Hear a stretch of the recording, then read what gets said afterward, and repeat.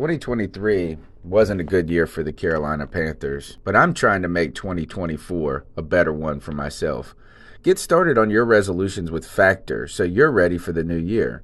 Factor's ready-to-eat meal delivery takes the stress out of meal planning and sets you up for success in the new year. Skip the grocery stores, prep work, and cooking fatigue. Instead, get chef-crafted, dietitian-approved meals delivered right to your door.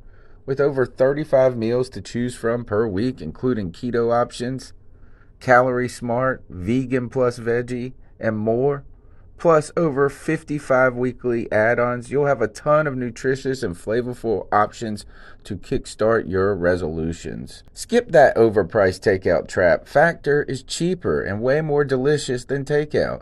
Get chef-crafted, restaurant-quality meals delivered right to your door, and they're ready to heat and eat in just 2 minutes, which means more time for you. Head to factormeals.com/C350 and use the promo code C350 to get 50% off. That's code C350 at factormeals.com/C350 to get 50% off.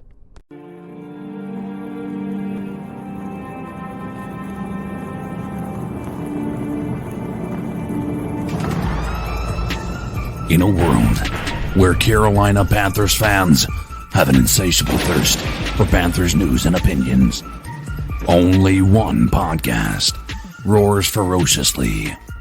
It's the C3 Panthers Podcast. What's up, Panther fans? It's your boy, Tony Dunn, a.k.a. The Professor. It's the C3 Panthers Podcast, brought to you by CarolinaCatChronicles.com, where every Tuesday night we chop up the latest Panthers news and opinions from the fan perspective. And I do it with my homeboys. My wheelman, Cody Lashney, the co-host of this show, producer, the man of the people almost at this point. Cody Lashney, how you doing, my friend? Tony Dunn, I'm doing wonderful, man. It's a Tuesday night. OTAs are going on. There's been a lot of discussion about, who's going to be starting at quarterback this season for the Carolina Panthers. Matt Rule spoke to the media. Sam Darnold spoke to the media. There's even rumors that Brady Christensen might be looking to play center at some point for the Carolina Panthers. Rumors of Cam Newton's imminent return. Tony Dunn, there's a surprising lot to talk about tonight on this seemingly random Tuesday night. And the thing that always remains the same is we're going to do it with the best Panther fans in all of YouTube. Our man's Drew, Alex Christmas, ATX19, Carson 1, Dan Floyd, Jeremy Clancy, Joey the Blind Panther, Esquivel, Lawrence Trevette, Matt Knows Nothing, Cardiac Cat 13, Tim Estes, Yonels, Tony Dunn, and not to it but to do it, brother. Let's roll. Like you said, Panthers begin OTAs, and you've seen some videos of Matt Corral out there. Today we got Sam Darnold addressing his role and Matt Rule talking about the offense under Ben McAdoo. And there are even talks about Christian McCaffrey and how that special chess piece, that made man, needs to be protected and not played in the preseason again this year. That's where you get the bubble boy image today on our thumbnail. So Panthers OTAs will be the subject and the focus of the show, but there's some other things to talk about in the league. Roger Goodell is upset, or says the Pro Bowl is broken. Duh. Finally, everybody knew that for a minute. They need to bring back that skills competition from back in the day. That would be the first thing you do, is them throwing the quarterback's throwing in that moving targets thing. I loved that when I was a kid. Yeah. Dip that football in some chalk and throw it at some targets, or throw it downfield in some buckets. So we've got all that to talk about, and call into the show at 252-228-5098. That's 252-228-5098. You can be a part of the conversation as well. Greg, the Bat Daddy, Stat Daddy, how you doing, my friend? Man, I'm doing better than the Hurricanes right now, I'll tell you that. But not too bad, man. It's funny right now. We got NHL playoffs, NBA playoffs all going on, and I would rather talk Carolina Panthers football at this point in time. I know it's crazy. It is crazy. The Hurricanes, sadly, have really been outplayed by the Rangers in this entire series. If you think about it, is that the first game, even though they won the first game, they won game one, but two over half of that game, the Rangers dominated. You got a good goalie on them. They're just not able to win on the road right now. And so maybe they'll turn it on. It looks like this one is going to take a miracle to get back into this one. We'll see. There's still a lot of hockey left to be played. Playing the New York Rangers. Are they my favored former to win? team. No, the Hurricanes are favored to win, but right now the Hurricanes have just not been able to win on the road, right? Yeah. It's like that's why we've just won all 4 games at home. So we're on the road right now and just getting dominated. Sleepy Hurricanes, but not enough of that. Enough of that. We need to talk about the Carolina Panthers. We also have CK in the house, the voice that makes them moist. What's up, boys? Hey, listen, still something to talk about for the Panthers. That's always a positive. In the midst of a lot of shitty stuff going on in the world right now, it's good to be here with you guys and talking about the team that we all probably love too much, but can't think of a better place to be spending our Tuesday nights. Yeah, if you want to be happy, don't look at the stock market. I stopped paying up to, here, and just before we jump in, what's funny about this is, I started this podcast because I was tired of talking politics. As a historian, I thought, first of all, when you're in your late 20s, you're kind of, you have a confidence about you that you understand, like, world problems, or like you think you got. At least I did. I felt, and I teach a lot of kids, you know what I'm saying? So I see that kind of confidence develop in their worldviews. And then I think as you get closer later into your late 30s, 40s, you start to either become disaffected or know that you don't know, like the old Donald Rumsfeld, you can't know what you don't know type thing. So Winston Churchill used to say that if you were in your 20s and you weren't a liberal, you didn't have a soul. And if you were in your 30s and you weren't a conservative, you didn't have a brain. So like this kind of natural evolution of your perspective. But I started the C3 Panthers podcast because I was a big, giant President Obama fan, and a lot of my family and people in my area were certainly not. And I was just arguing about things and not changing anyone's mind. I was wasting so much of my time and energy and my head space, and it was just making me a wreck. So I said this, it's like, screw it. I like to argue. I like to debate. And I wanted to use that creative energy in a way. And I said, well, screw it. There's one thing I can feel good about, and that's saying the Falcons suck. Let me start a podcast about the damn Panthers, and we'll just yell about this. And it's kind of like this, is we get to argue and debate like we are tonight over Matt Corral, Cam Newton, Sam Darnold, all of these different things. Again, be a part of the show. Let's start with OTAs. They have begun. The question is, what does OTAs actually mean? I feel like every year I come back to it and I go, oh, it's organized. Is it? Or for a long time, I thought it was optional team activities, which they are. It is optional. Yeah, they are. And Matt Rule says it should stay that way. Off-season training activities. That's what I've always known it to be. That's what I know it to be. Organized team activities, I've heard. Somebody Google it. I mean, something like that. Hey, it's where all of our team gets together, but you technically don't have to be there, okay? That's what's going on right now for the Carolina Panthers. And there's been some interesting things, man. I'll pull some video up here in just a second, but we saw a lot today that Brady Christensen was giving snaps. So basically at the center position.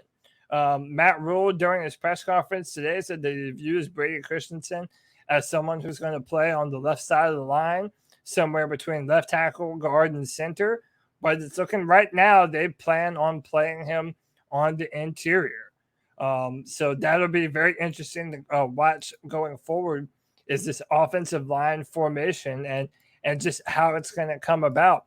Because one of the biggest things and how this season is going to be different is the Panthers offense under the tutelage of Ben McAdoo.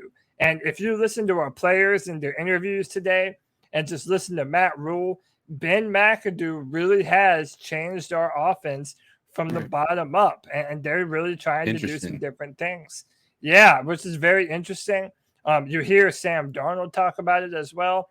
Matt Corral has already spoken about it. So it really does seem like our offense has a lot of juice right now. And credit where credit's due, a lot of it seems to be because of Ben McAdoo. Yeah, What's I mean, the official title of OTA, Greg? You're on mute. Organized team activities. Yeah. Okay.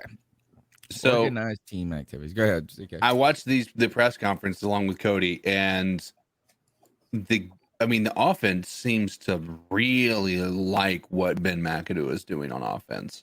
Like, they seem to be talking about how it looks like it's going to be really fun.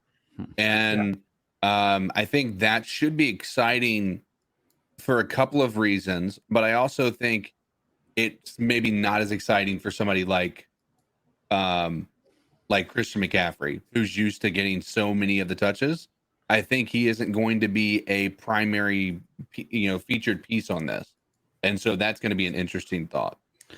Well, I think that a lot of his being the primary piece before was out of necessity too, wasn't it? Really, like they had to dump the ball. He was I think he was a last resort for a lot of plays, and he ended up being the primary target just because they had no other option. Right.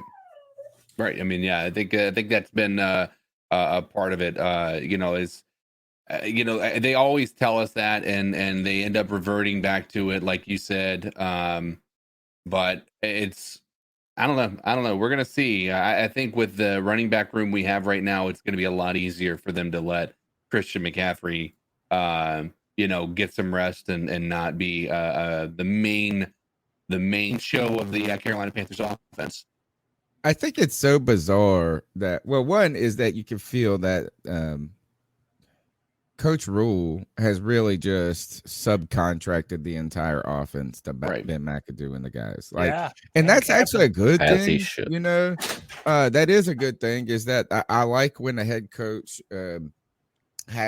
can step back and do that overarching look.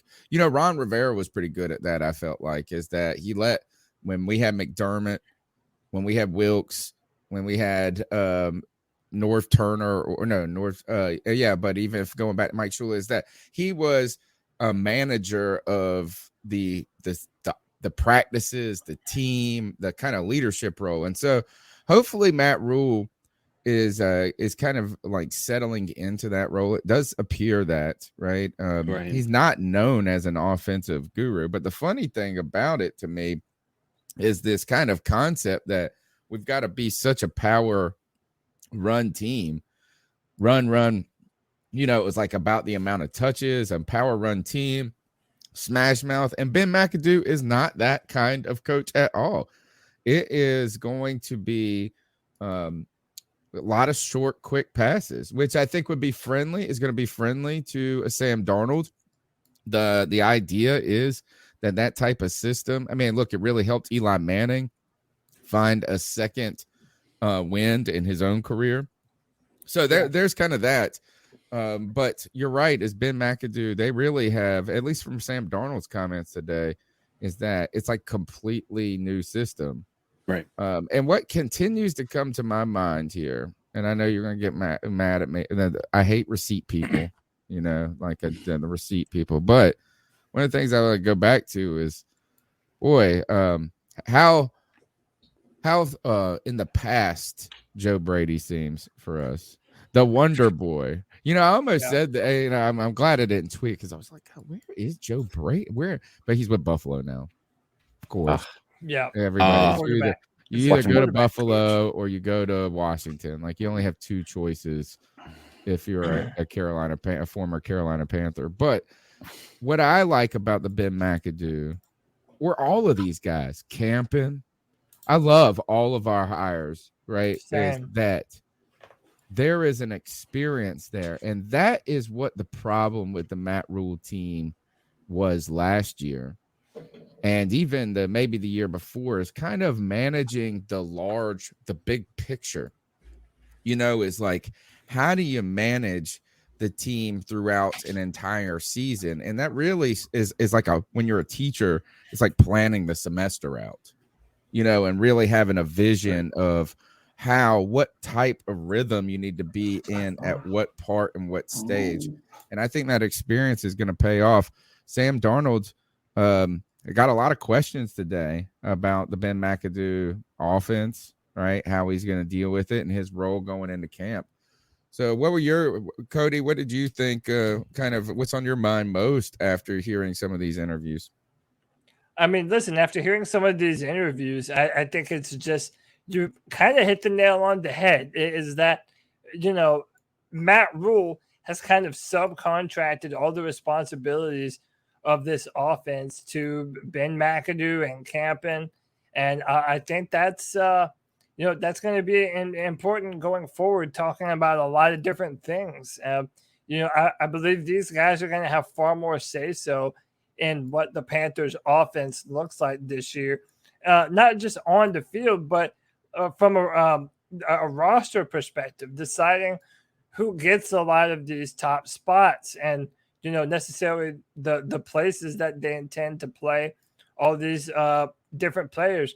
So this is some of what I was talking about earlier. You have Brady Christensen kind of getting down low in these low stances from some center spots. Deontay Brown there helping them. And it's one of those things where, I mean, we're all talking about the quarterback, right? Like, the quarterback is still the biggest concern and the biggest question mark on this football team right now. And determining who's going to be the starter is such a confusing thing for us, because on one hand, we have coaches saying that this is Sam Darnold's job to lose, and that Sam Darnold's going to be given the opportunity to go out there and basically redeem himself. But then hearing all these things about, the Panthers still potentially being in the market to go and get another quarterback. There's news of Cam Newton that is still out there. People are kind of reporting that it's almost, looking like it's, I don't want to say a done deal, but the Panthers are very interested in potentially bringing him back for another season. But I just want to make sure that I have my place and my stance known right now. Listen, I'm a believer in Matt Corral, man. I'm on Team Matt Corral, and I want him to win the job. I don't necessarily think that Matt Rule is going to give it to him, but with guys like Ben McAdoo and Sean Ryan, I think that if Matt Corral goes out in training camp and starts to visibly look like the better of the two quarterbacks, there should be no reason why the Panthers are hesitant to start the young guy. I'm sorry, but this narrative that you can start a player too early and forever ruin them for the course of their NFL career, like, yeah, that could happen, but it could have happened to Zach Wilson or Trevor Lawrence or Justin Fields last year, but they weren't afforded that same opportunity. Sometimes the best way to learn how to play NFL football is to play NFL football.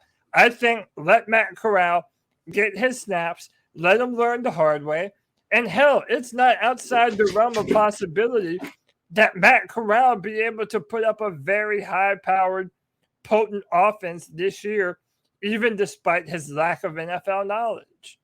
The Canes finally put the biscuit in the basket. Thank you. Good Lord. Better late than never, I guess. Turn it on in the third period. Now let's go back to that quarterback, that quarterback discussion. Is the first, what is this news? Cam Newton, we saw a report today, are interested in brining Cam Newton. Did you see that? I was like, nobody liked my pickled Cam reference. I love pickled Cam. Like, but the Panthers are open to brining back quarterback Cameron Newton. Who is this? Who made this report? Albert Breer? Is this who was Albert Breer? Let me see. This is Dove Don Kleiman. Kleiman. Dove Kleiman. Dove Kleiman. Under two conditions, so per John Alexander of the Charlotte Observer, he needs to accept a smaller salary and needs to accept that he won't enter camp as the starter. And to me, as Cam Newton being my 1A favorite player, Julius Peppers, Cam Newton, right? Both kind of draft picks that changed the trajectory of our franchises in their own decade. I'm over it. I don't want Cam Newton with Carolina anymore. And not because I don't like Cam Newton, not because I really am interested in having this debate of whether or not Cam still has any left. He's not the same player he was, like, especially as a passer. Like, he just, I mean, maybe like I've seen him throw that. Like, it's not like his shoulder's entirely cooked, but you can probably 17 game season, I think, would be tough to see how long before you started to see that fatigue in his throwing ability. But I don't even want to argue about that anymore. What I'm just saying is like I feel like the time for the Carolina Panthers and Cam Newton is past, and when I don't want to see him be the ball guy or the discussion piece all over and over. Imagine this is like, what would happen if you did sign Cam? Like, there would just immediately be this incredible discussion about among Panther fans, it's like, well, he should be starting instead of Sam Darnold. Sam Darnold sucks, right? And this and that. And that would be a fair, actual conversation to have. But I feel like it would be a sort of distraction to a certain degree. Is that, and one of the things is Cam Newton is one of those guys where it's hard for him to be a backup. Right. And I'm saying that he can't accept being a backup, but when you got a guy who is 6'5", 240 pounds, can run and can do all the things at quarterback, who's been a former NFL MVP, and then you go put Sam Darnold in, who hasn't done shit. Of course, it's going to be like you just see that great looking man on the sideline, and like, put that boy in, let that run, and it's just another thing. So I would feel more comfortable. I think at this point we're kind of resided on Sam Darnold as the starter in week 1 until he loses the job. And, maybe he keeps the job or loses it, and then you drafted Matt Corral, and then you go and see what you got with him. It is a lot, Cody, though, to bring that young boy in. I know you're saying you can't break a quarterback, but you can. You can put them in a situation where they're not going to be like, yeah. I mean, it doesn't mean they have he can't do it. Not trying to say that, but it's like, and maybe Sam Darnold was potentially this type of player, right? No. I mean, did you break Sam Darnold as in a 20-year-old kid in the NFL that does have physical tools but they're still 20. So I was thinking about this as I was in an argument with, not an argument, that's the wrong words, with Mel Mayock about who is glass half full when it comes to the Panthers. And he put out this tweet about like stud defensive end, stud linebacker, stud cornerback. We have the makings of a stud defense. And I was like, who's the stud linebacker? He goes, it's dang Shaq Thompson. I was like, all right, whatever, man. Like, and he goes, well, he was playing elite before he got hurt last year. I was like, he was playing well for him. Mm-hmm. But so he was talking, we're going on with this half. It's a very optimistic view of everything, right? Mm-hmm. And what he was talking about, he's like, well, maybe Matt Rule is really good at developing players because Brian Burns has come into an elite player. Shaq Thompson is finally playing his best football.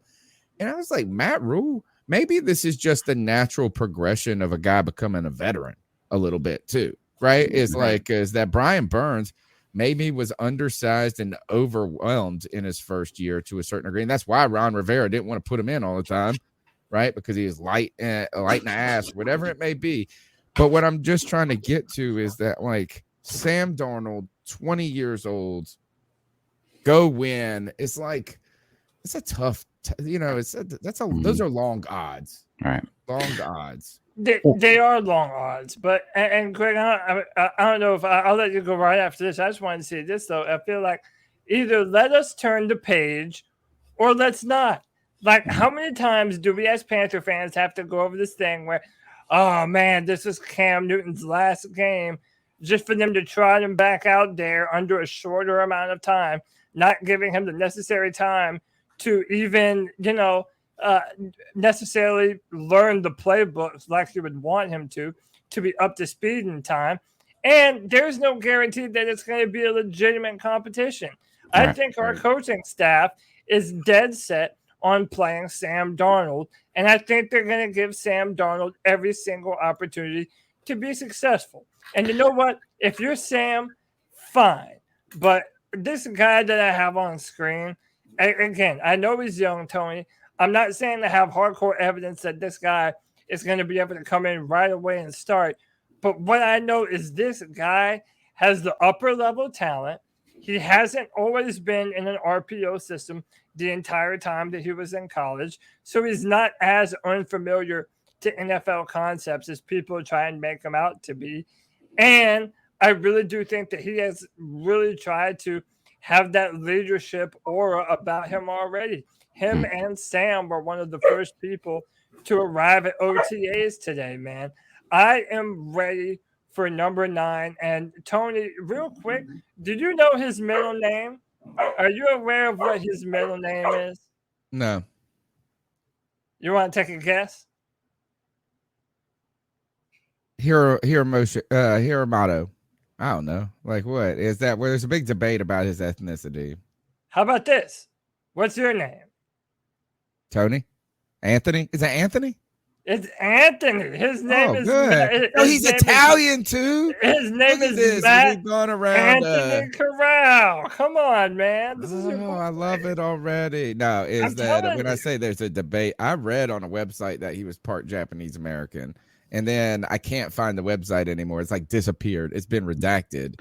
And then there's another story somebody sent me that said he is like a Latino, right? He's got Hispanic. Yeah. Now, I mean, Anthony could be a Latin name too, but I love him. I mean, look at that. Look at the compact motion. That's a motion that wins in the NFL that lasts, right? That's one of the things is that it lasts. If you think of even like a Cam Newton windup was a big because he was so big. Right, is like even he had a long motion. He needed a lot of space in the pocket, stuff like this. This is something, so there are a lot of upside to it. Go ahead, Greg. Well, I just wanted to say, with this whole starting Corral and worrying about ruining the quarterback, I just want a healthy competition between him and Sam Darnold because I don't think that at this point in time you can worry about ruining Matt Corral.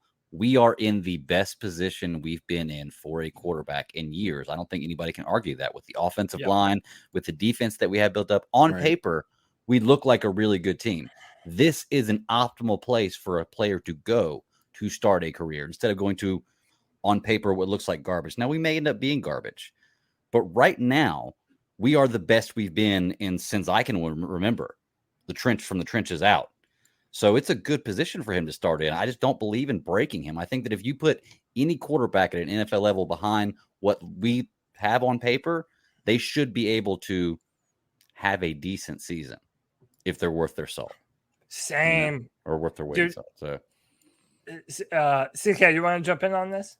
I mean, I don't have a it's so hard to argue the let him sit a year though. Like when you see the track record of quarterbacks that have had that happen. Now, does that mean it's a guarantee? No. And that's the part of it. Like how many people have sat a year and it didn't work out? That'd be worth looking at.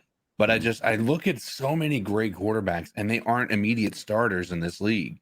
And I don't know the answer. I don't know that there's a right or wrong answer here, but ultimately, if I saw him in a Panthers uniform playing the starting, quarterback position before the end of the year, I don't think I'd be upset. There is no way he can win the job in camp. And what I mean by that is like there is Sam Darnold's the type of player. Like Sam Darnold, the problem is not camp. It's not him working hard and being saying the right things and doing all of this, like and showing up on time and all of that. That's never the problem. It's the games that are a problem. Right. So it's like what can you do? If you look at the way they practice in the camp and this and that, there's like very little that he could do that would separate himself from Sam Darnold because they both can throw the ball for, you know what I'm saying? It's really about processing the game, processing the calls, being able to recognize defenses and break down that. Those are the things that are going to ultimately be the important things for him to learn. And I think that you might not have to say sit him for a year. I don't know necessarily, like maybe even to the bye week. You don't have to force anything.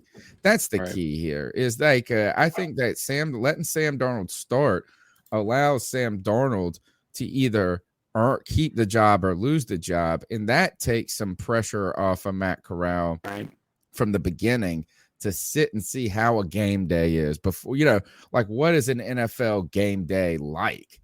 What is it like when you get to these certain pivot points or momentum points in the game, and how is the coach interacting with the starting quarterback? And that I think could be the benefit of not just throwing him in from day one, because if you just throw him in from day one, what he has to do is he has to do so much. He has to learn all those developmental things kind of in the background, and he almost doesn't have time to really focus on learning defenses and this and that. It's like just keeping up. It's like when I first started teaching, like I was like writing my lectures and doing all this like 15 minutes before class. Like, I mean, even no matter how hard, and you were just trying to stay one day ahead of the students, and then now, since I've been teaching for 13 years, like like the game is slowed down to me. Right. And I don't have to just get through the day anymore. Now I can really think theory and all of this different stuff. And I think that would be the benefit of not having to rush him. Yeah. Right. Is that I just like Cody, how could he win the job? Like, what could he really go in and do in camp that would say, boom, we need to start him from day one? So one, I think his deep ball accuracy would be an indicator of him being able to be ready and hit DJ and Robbie downfield. I think that would be a big time indicator. I also think his ability to get the ball out quickly under pressure. And I want to really make this clear to people. Matt Corral already has one of the tightest, fastest throwing motions that you will see from any quarterback in the NFL. It's that type of fast. It's that type of quick. It's that type of consistent, and I just feel like if you brought Cam Newton onto this team right now, it just kind of muddies the water a little bit more. Like, you have Sam Darnold that we're trying to let him rejuvenate his career. But then it's like, from a fan perspective, if Cam Newton is on this team, how long have we wanted to see Cam Newton behind a good offensive line with good receiving weapons, with the ability to run the football? Now you're not putting everything in his hands. It's like, of course, I would much rather have Cam Newton over Sam Darnold. The problem is, I just think that it muddies the water too much with him. Yeah. Agreed. Yeah. It's like, we're either going to turn the page or we're not. We already have PJ Walker on the team. We have a talented young quarterback in Matt Corral that the fan base is really ready for and excited about. And then you have Sam Darnold, who has his final opportunity to prove what kind of player he is. I think that the Panthers technically have their quarterback situation figured out. And I think to do any more than that right now, you're just making it all that more complicated for the coaches and for the fans having to figure out what the best quarterback decision for this offense is. Yeah, it's very simple right now, actually. And that is, you go with the idea that Matt Corral is a guy you drafted because he has potential maybe to be your starting quarterback one day. And that could be, when that day is up to be determined still. It might be farther down the road, or it might be closer than you think. But then you get Sam Darnold. The clarity there is like, look, final year of his deal. Let's just see, kind of in his fourth or fifth year as a player, maybe he's starting to, maybe he can get more comfortable with Ben McAdoo or something. But then he can either give it a shot to keep and earn that job for this year, or from week to week to a certain degree. And then if he loses it, then then it's simple. You know what I'm saying? Then you don't sit Sam Darnold for a week and then put Corral in and then put Sam Darnold back in. It's going to be this, is we're going to go with Sam Darnold until we don't. Right. And you do add that third person. And you're right. It just makes it a weird moment to where we don't really know what we're trying to do with Corral. We don't really know what we're trying to do between the two vets. Just stick with it. Just stick with this. Greg, what was this that you were pulled up? Well, CK was wondering about the numbers, and I was too, because I didn't know what the numbers were on the other side of quarterbacks who didn't start as opposed to quarterbacks start. So I actually found a chart here. Now, this chart does go from 96 to 2015, so it is a little outdated, 7 years old. But I imagine the trends don't differ that much. And what it's showing is that by and large, quarterbacks that start their rookie season have a way higher win average than quarterbacks who don't start. And that's just like I said, from 96 to 2015. I wouldn't have thought it would have been that big of a spectrum. Right. I would have thought it would have been a little bit closer, but it's a lot. It's like 11 quarterbacks who started the first 16 games average over 6 wins. And then, so, I mean. Yeah. And guys, correct me if I'm wrong here, but it does not seem like it should be very hard to install an offense that Matt Corral would be very successful in. Again, it's not like we have to have an offense that has a million different checks and identifications and all these different things. Like, you brought in Dante Foreman to be that power back to take some of the load off of Christian McCaffrey. You have DJ Moore returning fresh off of a new contract. Robbie Anderson is as brash as he ever has been. Terrace Marshall Jr. We also keep on forgetting about Rashard Higgins, the receiver that the Panthers signed in the offseason as well. Like, with the type of personnel that we have, it should not be hard to make some rudimentary plays across the middle. Let Matt Corral use that incredibly fast throwing motion, get some easy completion percentages, run the football, and then use that RPOs to set up some deep shots downfield and let him meet DJ in the end zone. Like, I just feel like there's a new energy in Carolina. I mean, the more that I've done research on Matt Corral, guys, the more that I've been kicking myself, honestly, that I wasn't higher on him. Because now that I look back at some of his 2020 film, where he did play some more under center, and you see what he was able to do with Elijah Moore and some of those better receivers at Ole Miss before they left to the NFL. Like, this is an incredibly young, dynamic quarterback talent. And I just think that putting him in an offense that is successful, it's not going to take an act of Congress to put something around him that could easily see him, really putting up some big numbers early in his football career. And to be honest, and I think this is part of the reason why most of us have kind of soured on the idea of Cam Newton, because while we love Cam, everything that I just said about Matt Corral, theoretically, if Sam Darnold has bettered his game, Sam should be able to come in and do the same type of thing with that kind of talent in front of him. Right. Now, whether or not he's going to be able to do it and actually have that sustained success, I don't know. But to me, it's a perfect opportunity for both players.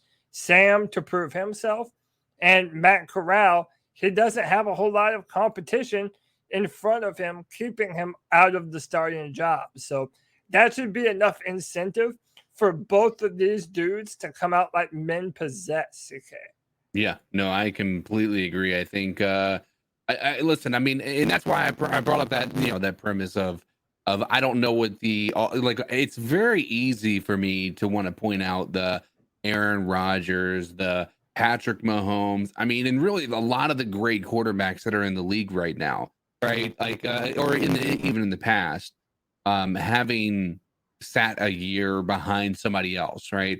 And you could make an argument and say that Dak Prescott was a starter, but he also was learning during his, behind a really good quarterback. Matt Corral isn't getting that value, right? He's not getting that benefit of the doubt.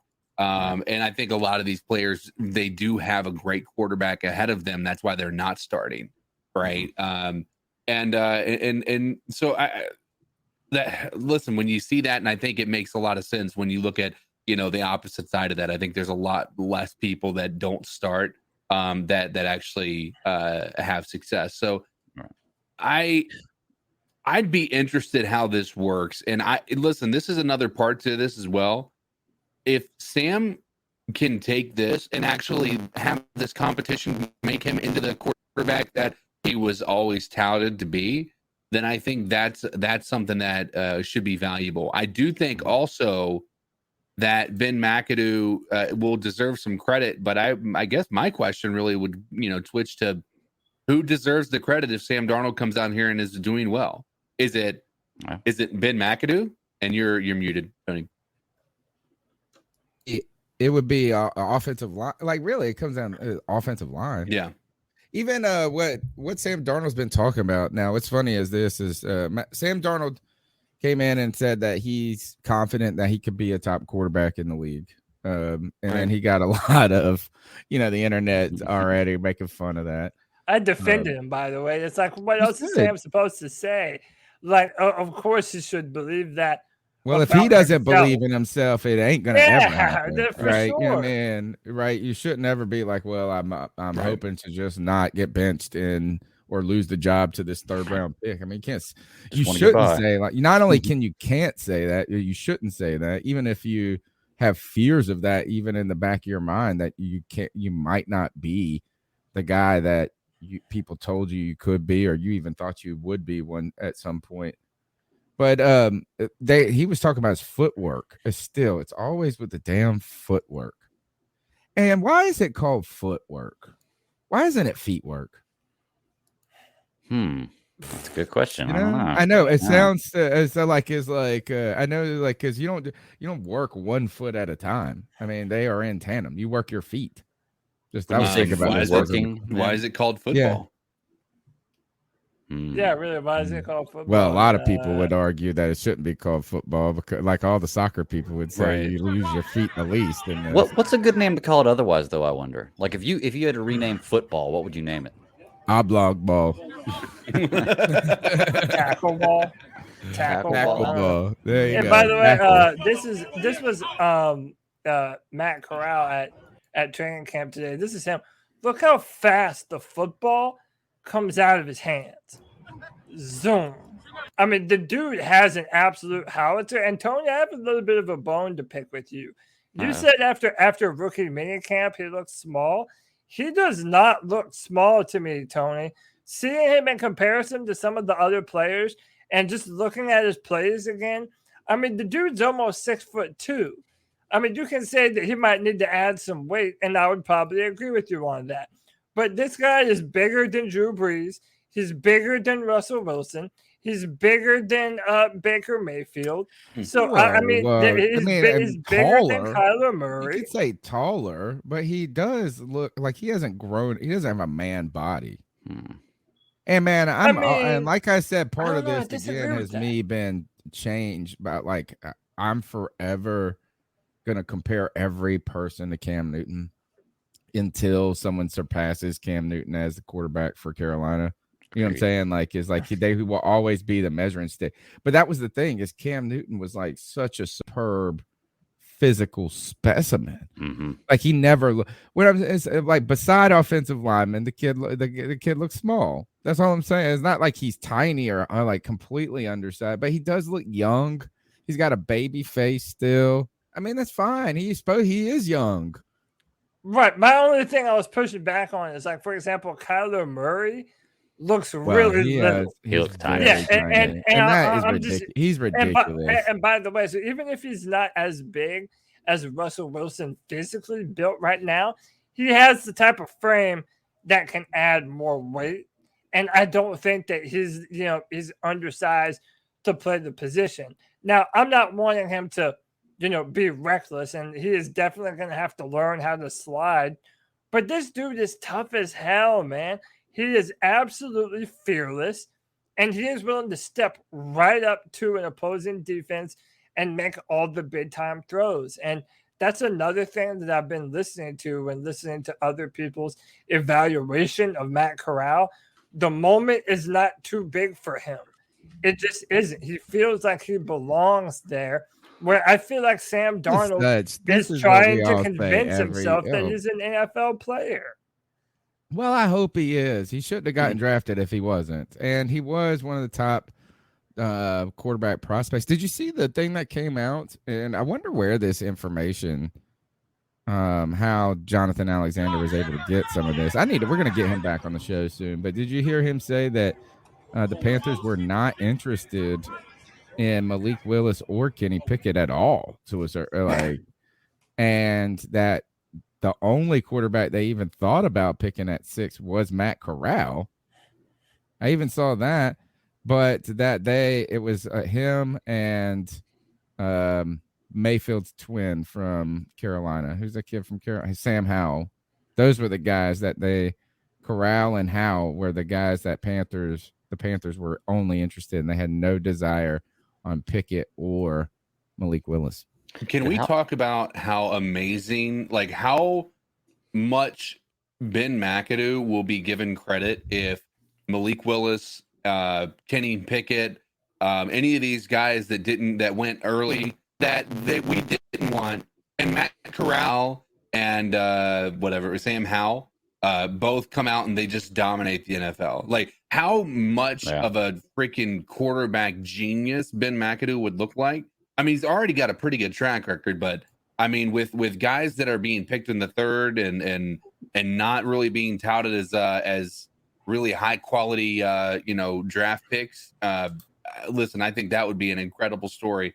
We're gonna find out. I think I'm hopeful. I think we all have some optimism. You look at a lot of the highlights. I mean, the biggest thing, and this is what I'd be interested in looking at, is the lowlights. Right, because we always get force-fed the highlights.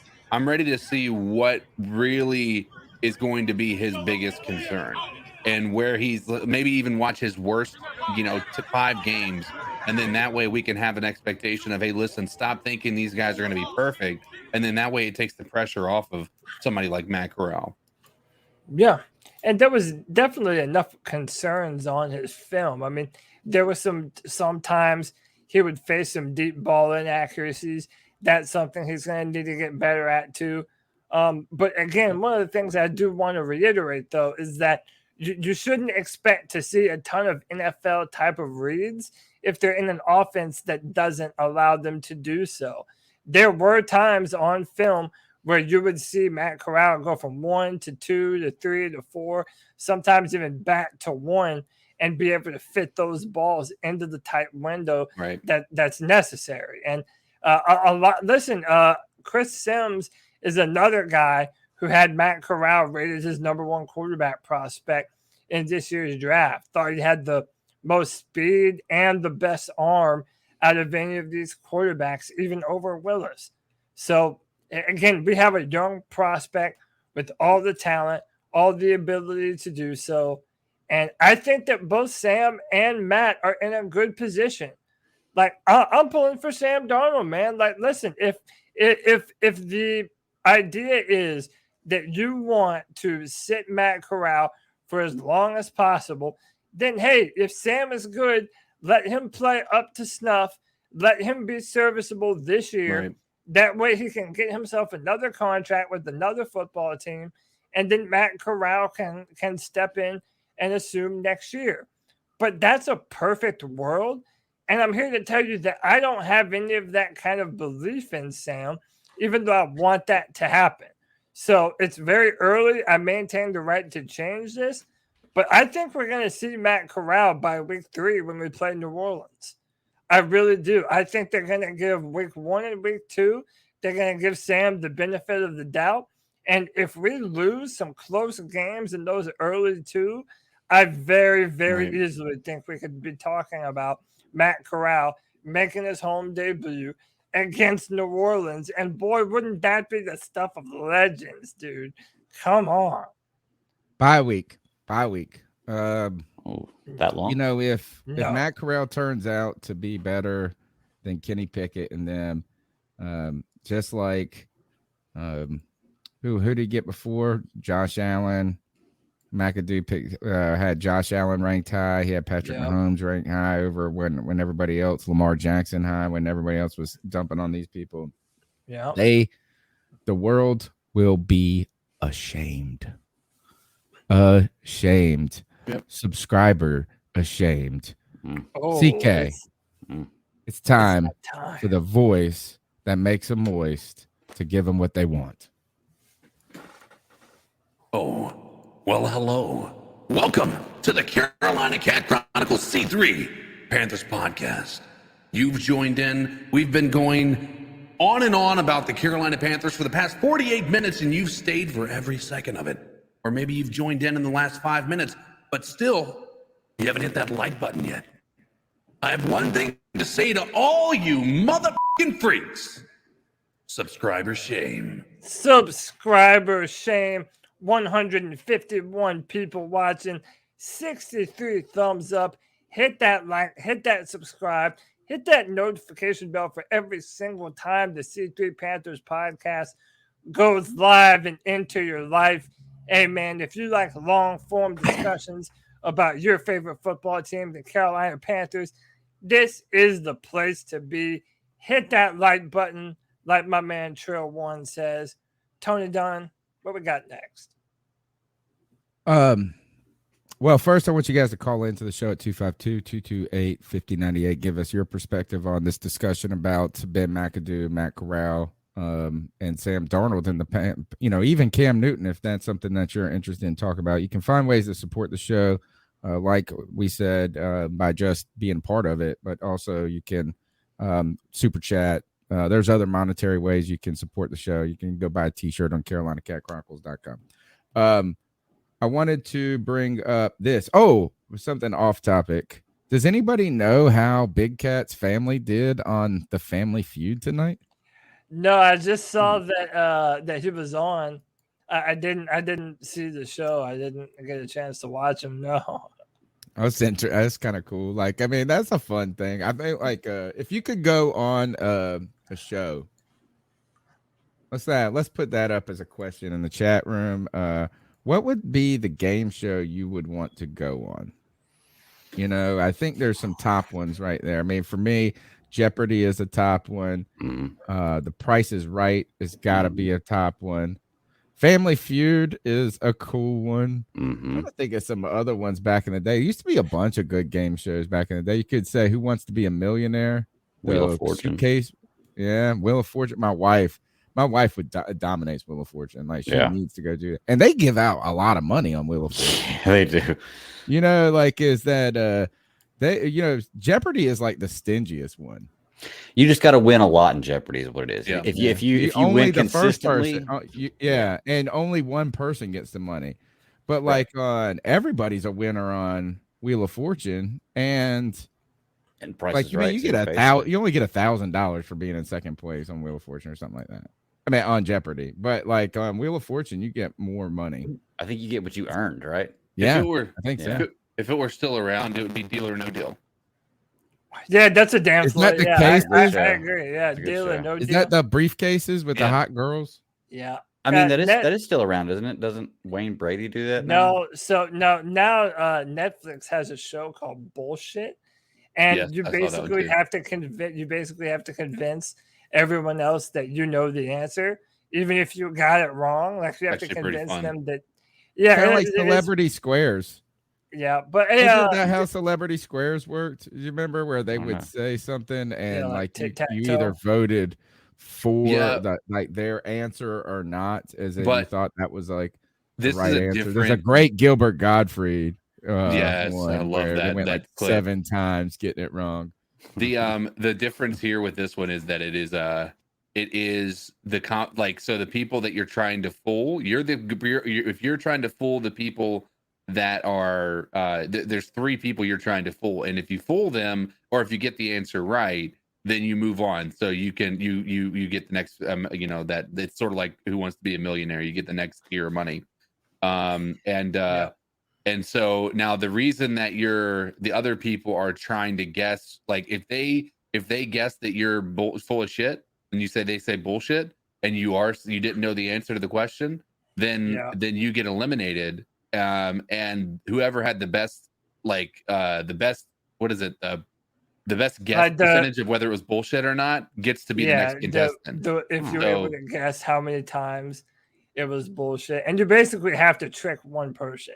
You Yeah. have to get one person to believe your line of bullshit if you got the question wrong. Right. It's a fun almost show. like Among Us, to be truly honest with you. It's like the same Right. kind of premise as that, you know? Right. Yeah. Greg, what would you go on? I got some good old school ones too to bring up. I mean, I go classics, man. I go Price is Right, Wheel of Fortune, and Jeopardy. To be honest with It you, would be really fun for us all to go on the prices right together. Yeah, it you know what I'm would. saying? Yeah. Like where you got the crowd. Like back in the day, it was so awesome with who was the Bob Barker, right? That was The like Price the is Right, golden. yeah. How about Press Your Luck? Do you remember that one? The no whammies, no whammies, no whammies. Yeah. The guy with the little They've and- redone that show like 15 times. really. I'd go on Wipeout. Here is the number one you got to go on. A Double Dare. Yeah. When we were definitely. kids, like Double that Dare was would be like the great. coolest. Like I That'd be would great. still go on that right now. Like, oh Hey, man, I do gotta y'all- go- That's why I said go on Wipeout. It's like the Dude, adult version of I Double was- Dare. yeah. Isaac, thank you. Do y'all remember this show? Most Extreme Oh Elimination. my Champ? god. MXC, dude. It was an old Japanese game show, like kind of That like was Ninja Spike, I think. Warrior, but way before. And it was just these people. They would do this obstacle course and they would eat shit, dude. They would do nothing but fall and break their ribs and all this other crap. But they used to have voiceovers because it was in Oh yeah, Japanese. Yeah. So they would do It was like all voiceovers to comedic the and stuff people. like that. Yeah, that one was Dude, super fun. It was one I the saw best show recently. ever, man. I They feel like tried it's to a show do you some couldn't do reboot. today, though. Like with the climate the world yeah, is in. yeah, probably. What about They American had Gladiators? some reboots of that American Ninja Warrior that have come along, and I saw this Yeah. one day where you had to like try to run across Legends. this bridge, but you like it wasn't a bridge, like but there were these doors that people stood behind, and like as you ran by, open the door and you would just eat. Like, I mean, sometimes it would just miss you or something, but sometimes they would just smash. You would see this old guy get knocked out. Another fun one would be cool. I don't think I got the chops for it though. American Gladiator back in the day. Was Yes. awesome. 100%. I want to totally do that 100%. tennis ball war. I know, dude. That's what I was thinking just now. But, like, That's the only thing I remember. See, Ken, I know you're a 90s kid like me, right? Legends of the Hidden Temple. That was a that was a fun big game. time show. Dude, remember Guts? They had the aggro crag. That was like the They had- junior American Gladiators. Yeah, man. They had global Guts. They would bring in a kid from like different parts of the world to compete in the show. Damn, man. We just started All right. reminiscing hard, yo. Why are we not what putting else is names good? in for this shit? Like, why are we not putting our names down to try to get it? Like, hey, listen, we're a podcast family. Let's do But it. let's figure one out. I had a friend that went on Jeopardy when in graduate school. My buddy Wilson York went on Jeopardy and slayed it, dude. Like he lost by $3 with 30,000. I mean, he did the Dang. full final Jeopardy, everything, and the guy ahead of him knew exactly how much he needed to get as well. But just kill. And so we both had the same mentor, like our thesis advisor. And a good friend of ours, Carl Swanson, and I called Carl up. This is like when you still had to watch TV. You know, man, this was 08. So, I mean, it was like I called him up. And I go, did you see Wilson? He killed it, man. He did awesome. And our thesis advisor was such a good mentor, but very conservative with compliments. Like when you got a compliment from him, you held on to it like a baby. And he just loved it and enjoyed it. And he goes, and so the first thing, Wilson goes and kills it, dude. And it's like awesome. I was like, man, I would have never done this great. He goes, yeah, he really blew that Golden Globes category. That was like his first comment with a big criticism about his performance. I was just like, typical Carl. So if you've known somebody who's been on a game show, that was cool. We know somebody. There's a Panther YouTuber, the Big Cat. was on his whole family. I think Family Feud is a cool one. It'd That be a is really a fun cool. one. That would be Yeah. a Yeah, really that is fun a game. cool Like one. if we could, that's what we need to do. We should have. Ooh, maybe Battle we of could the do a podcast Family Feud where we do our own against another podcast. Oh, that would be dope. Where it's us versus the other It's podcast. not a bad idea, to be truly honest with you. Yeah, I bet if we you gotta wrote do them, some that'd be a things good in the idea. off season to have some Yeah. fun. All right. So versus- what else is on the docket of football talk before we get into the calls? I'm trying to think really, I don't even know what else is going on. Other OTAs are going on. Oh, Jimmy G's still in the conversation of being traded. Ugh. So we were talking about Cam, not for real necessarily to the Panthers. Yeah. Sideshow Rob, that's great. Pat Coltrane would be a great host. He would be a That would good be awesome. game show host. Oh yeah, dude, he was awesome the last time that we did something with him. He was like the debate moderator for us in Yeah. PNP. Yeah. So what else is there going on with the Panthers? We've talked a little bit about the Cam and Matt Corral, Ben McAdoo. Oh, I got one thing I want to talk about is I'm rooting, like you said. I mean, I'm rooting for Sam Darnold and Matt Rule at this point. Like I'm trying to put my negativity away now, and we're starting with not a clean slate. I'm not forgetting the past. I'm not being naive about my criticisms of the past, but like, hey, I'm not rooting for failure of these guys. You know, I want them to prove what last year was wrong, was not their best version, right? Because after year one with Matt Rule, I didn't think it was as bad. Last year, I thought, oh God, everything. And really is him having to redo his staff, I think, showed you how bad it really was behind the scenes. But he looks more relaxed to me. He doesn't look like he's about to fall apart right now.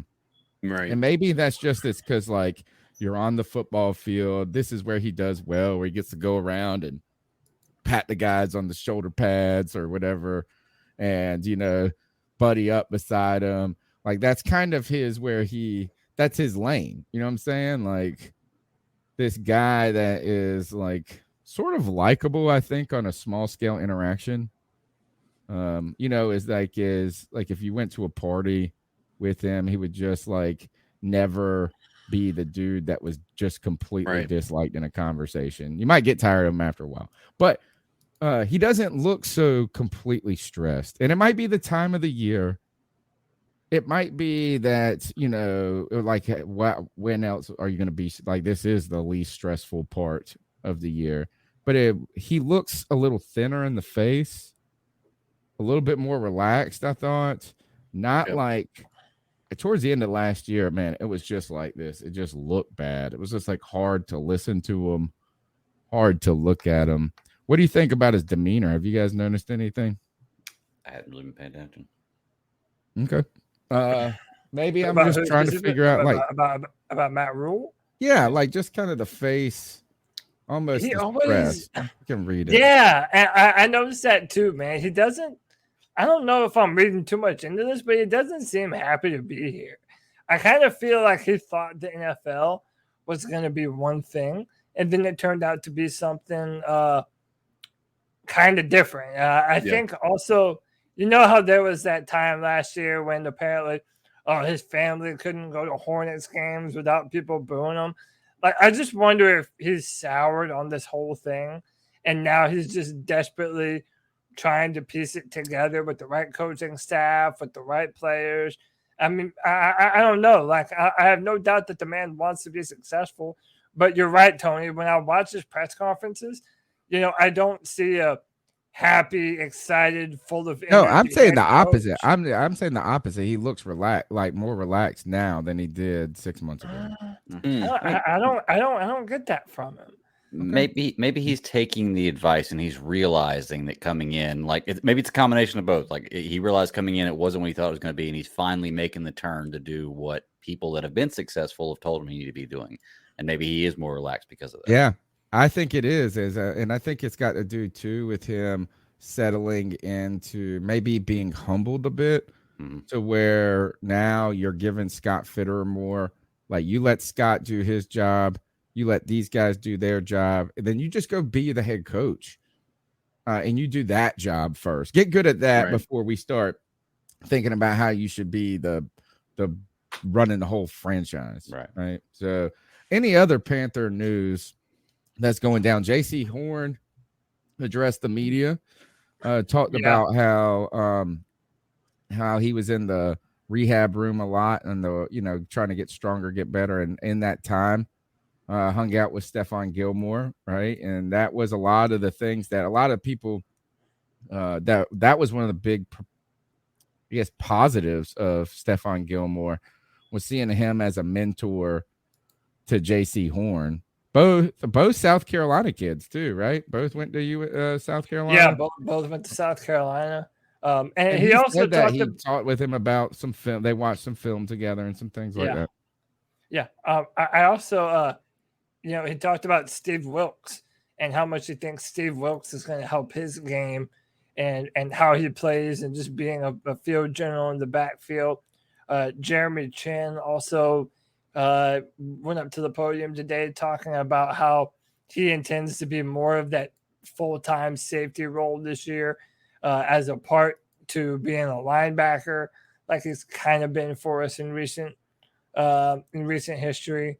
I feel like everyone is finally starting to settle into their roles now, Tony. I've even been thinking about this defensive line. I'm not even necessarily as worried about our pass rush anymore.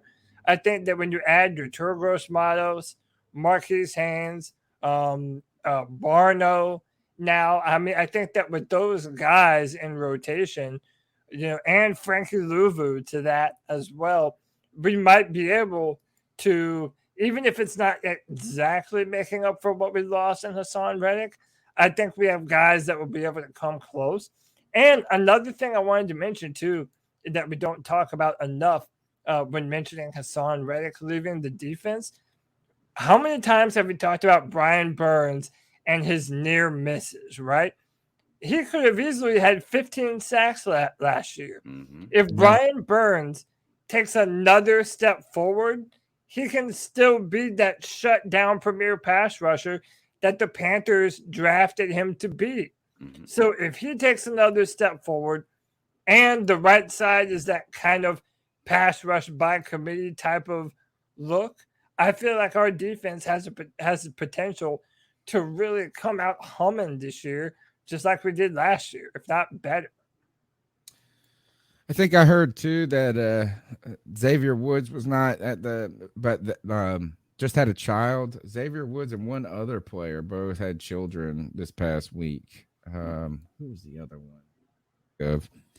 So they were not at workouts. Oh, I saw Robbie wasn't there. Somebody put that in the chat. Yeah, Robbie and Cam Irving. Yeah, Cam Irving, that's the one. He had a kid too. So it was Irving and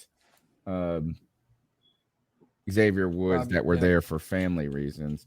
Let's actually check in on Robbie Anderson. Let's see what's going on on the Robbie Anderson translator.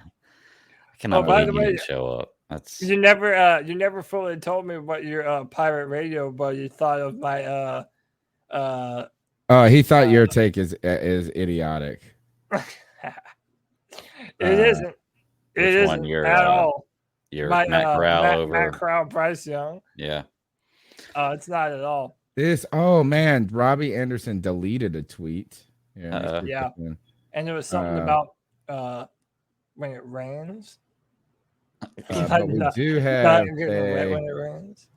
The translation to whatever tweet was deleted was, "The rain today made me rest very well today. I worked really hard this week as always." That was the Robbie to English. You can find Robbie to English on Twitter.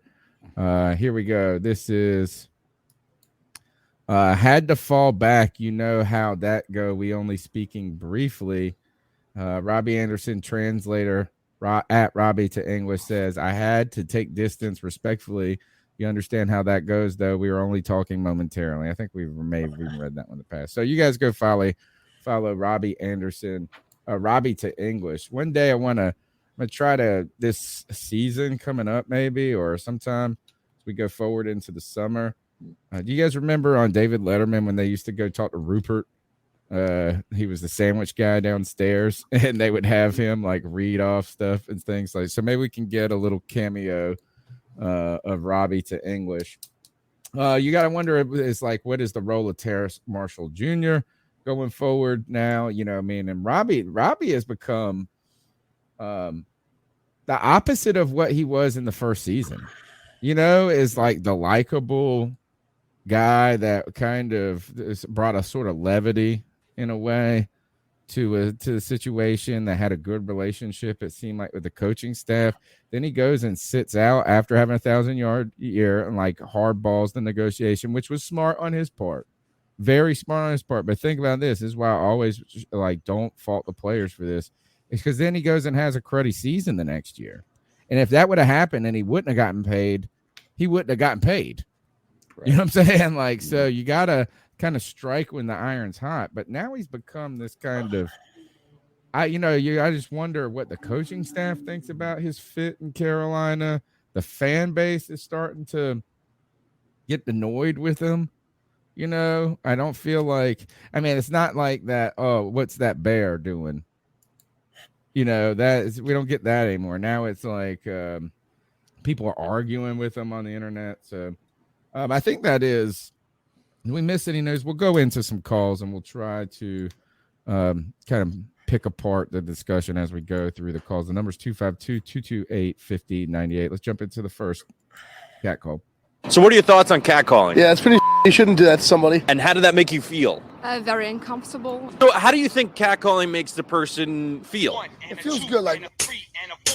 Who's that cat sitting in the back corner with his face buried in his nose? Who's that kid that can use one?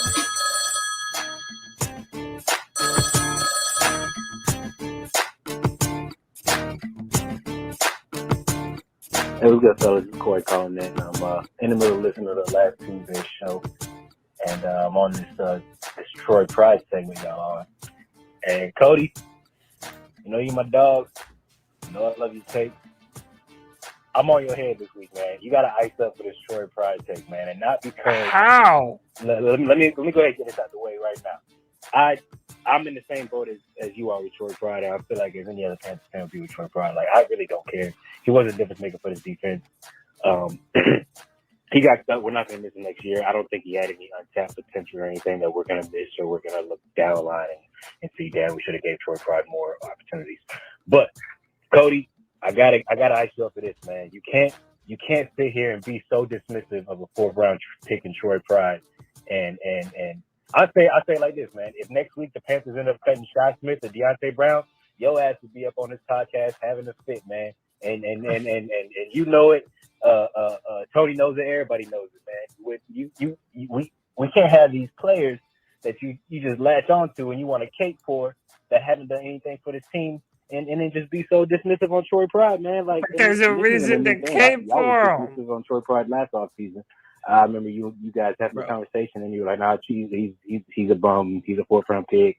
If he makes the team, it's, you know what I'm saying, it's going to be the best case scenario for him." It's like, all right, cool, I understand that, but yeah, don't get up on here every week telling me how Deontay Brown is poised to be our next starting guard, and Shi Smith could be Tyreek Hill. I know. Yeah, nah, bro, he's a right. late round pick. Just like Troy Pride was a late round pick, and these dudes have not done anything in the league, just like he hasn't done anything in the league, man. Same for C.J. Henderson. C.J. Henderson, I got a bad place in my heart for C.J. Henderson. He's a bum. He's a 1st round pick that got traded after his rookie year by a trash organization, man. Not even a 1st round pick. We talk about a top 10 pick. A top 10 pick who, yes, he's been injured and he's been on learning different defenses, but he's got 2 years in the league and nothing to show for it. He's got the same stats as Troy Pride, and he was a top 10 pick. So, you know, I don't want to hear like that we're not gonna miss this guy, but it's like, we're not. These guys are all on the same level, man. We weren't a good team, and a lot of these guys couldn't even get playing time on a bad team. So, like, these guys all are ass until proven otherwise. I guess that's really my main point of it, man. But, you know, hopefully it didn't get too lost in what I was trying to say. But like I said, man, love everything y'all do. Appreciate the content. Y'all keep coming up, man. Keep pounding. Keep pounding. Can I tell you, you're muted? Can I tell you the difference between Deontay Brown, Shi Smith, and Troy Pride? Troy Pride was given an opportunity. Troy Pride had a number of different starts for the Carolina Panthers and never wowed anyone. In fact, there was times when Troy Pride was the reason why the play was busted, because the man was just in busted coverage, not doing his job. I mean, I'm not hating on Troy Pride, but we haven't even seen Deontay given a real opportunity to be a starter on the offensive line, like others have been given the opportunity. Shi Smith dealt with a bunch of injuries last year in his first year. You just want there Shi is a Smith difference. to be good. You just want. Here's the thing: is Shi Smith look? We're not trying to say he stinks, but you can't look at Troy Pride as more accomplished player than Shi Smith is. And and they're both right. They're both flyers. Like they're all flyers. They're not supposed to. In fact, here's the thing: is that what's strange is you said it's a 4th round pick in the show last week. Who cares? And the irony of that is that you're so high on Matt Corral, and he's a 3rd round pick. But my again, point is like you just want Shi Smith to be awesome. It's like you just want him to be awesome. We don't know. I want him to get an opportunity to have one season healthy before we dismiss him. I want Terrace Marshall Jr. to do something. I don't care about no Shi Smith. Yeah, we want both I care of them. But nothing we're talking about Troy Smith. Pride. Troy Pride is the player who I don't give a shit about because he had the opportunity to actually prove himself to be on this football team. He was and put in a tough ultimately, position. we upgraded past him. There's a reason he was our why number Deontay one Brown corner. And He Smith was our are number still one on the corner as a team. rookie and like a late round pick. You know what I'm saying? Like, I mean, that's That like means nothing. No, what I'm saying is that when I say that's a tough position. It is the old Ben Wickery argument to me is that they put Ben in a situation that was like destined for failure, right? It's like you shouldn't be, if you're an under talented player trying to scrap in to make the roster, you shouldn't be going against Julio. That was my point. They put him in I a just position think to it's this. lose. It's Troy Pride. I think it's just like easy to shit on him. That's it. My That's all I'm only saying. point is that there is fine. Say what you want. There is still reason to be more hopeful about Deontay Brown and Shi Smith than there ever was with Troy Pride. And I'm going to stay on that. All right. The number's 252-228-5098. Hey guys, it's me, Connor. And so, I'm calling in tonight, so it's pretty dry, honestly. I mean, the NFL has been pretty dry lately for the Panthers. And so I'm just calling in because I want to hear you guys talk about, and what is your opinion on us making one more big, if we make one more big move this offseason, whether it be trade, free agency, anything, what would you guys want that move to be? If it could be your dream scenario move, however, I would like for it to be realistic, like nothing like us bringing in Patrick Mahomes for the next 37 first round picks that we have. But yeah, let me know what your thoughts are, guys. I'd love to hear your opinion on what your dream move would be for us to finish off the off. It's simple. There's only one. Well, there's 2 answers to this question. I think there's 2 answers.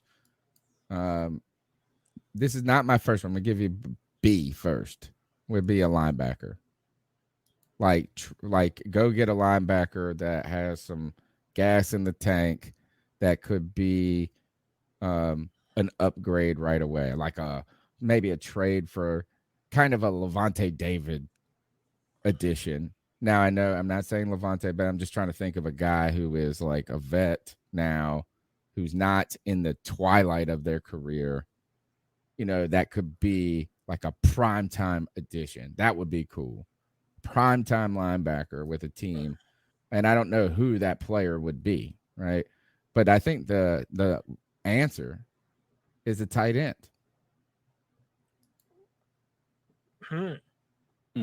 Like, I mean, think about this. Is right now you went and got your left tackle. You went and got you have your right tackle. Like, I mean, you're not going to go and trade and get like the anchor. That's not going to help you because you got a quantity. You know, you think you got those things. You went and made some additions and some positive upgrades at center and guard, right, with Bozeman and Corbett. You really think now we're starting to feel like, hey, that there is going to be some depth on this offensive line. Man, we really, hopefully, are going to see an offensive line that was really just atrocious in talent, right? Go from a talentless offensive line to potentially a very talented offensive line. So you see that jump. So what you could use is this is like, I mean, I don't even know if it's not a wide receiver, right? You got DJ, right? I mean, it's not a Odell Beckham Jr. really doesn't help us a ton, I don't think. You know, that type of player, but I think a badass tight end would help. Yes. Yeah, but like, you know, I'm on this youth movement. You know, I want to see Tommy Tremble. You know, I mean, maybe. Well, you could still see him. You could still see him. I'm not saying that. It's like here is the problem is this is right now you have Ian Thomas and Tommy Tremble. Imagine Tommy Tremble and I'm trying to think of a player that would be close, like somebody a tier under Gesicki, a tier under who's that like Oakland tight end that's awesome. Waller. Yeah. Like, or like maybe like a Mark Andrews, Baltimore. Yeah, something like that. That would, I think, be a big Tyler Higbee set, like that type of thing. Yeah. I think that's my answer. I don't even really know who all the big name free agents available are. I don't know if there are any. You're probably thinking not free agent at this point. You're probably thinking acquisition through a trade, or else it's just going to be kind of lateral. You don't, or else nothing exciting as it is. Do we not think Trimble has the option? I mean, the potential. I mean, a lot of these tight ends have been that you see as great tight ends have been drafted in the later rounds. So I mean, I think he has the potential to still come out here and be a very good tight end, especially now that there's going to be an offense that's designed to get them the ball more frequently than in the past 2 or 3 years. I hope that he works out, and I'd love to give him a chance because I mean he has a superhero name, like to T, like Tommy Tremble. That's right out of a comic book, you know. So I hope the guy works out. But I agree with Tony. I think that's the position we need to focus on next because every team that takes it to the next level that's consistent every year with being a tender has a knockout tight end.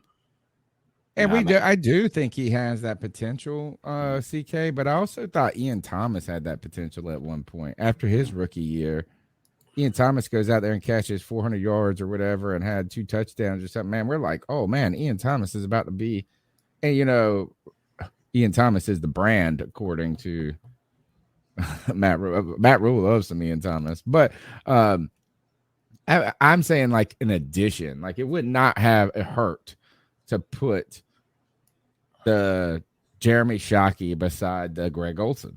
Right. You know, I mean, like, what else? I just don't know. I mean, like, adding a running back doesn't like what position group would really have. We think our secondary is pretty good, right? We think our receiving group, for the most part, I mean, maybe a big body receiver, but that's what you have. Terrace Marshall.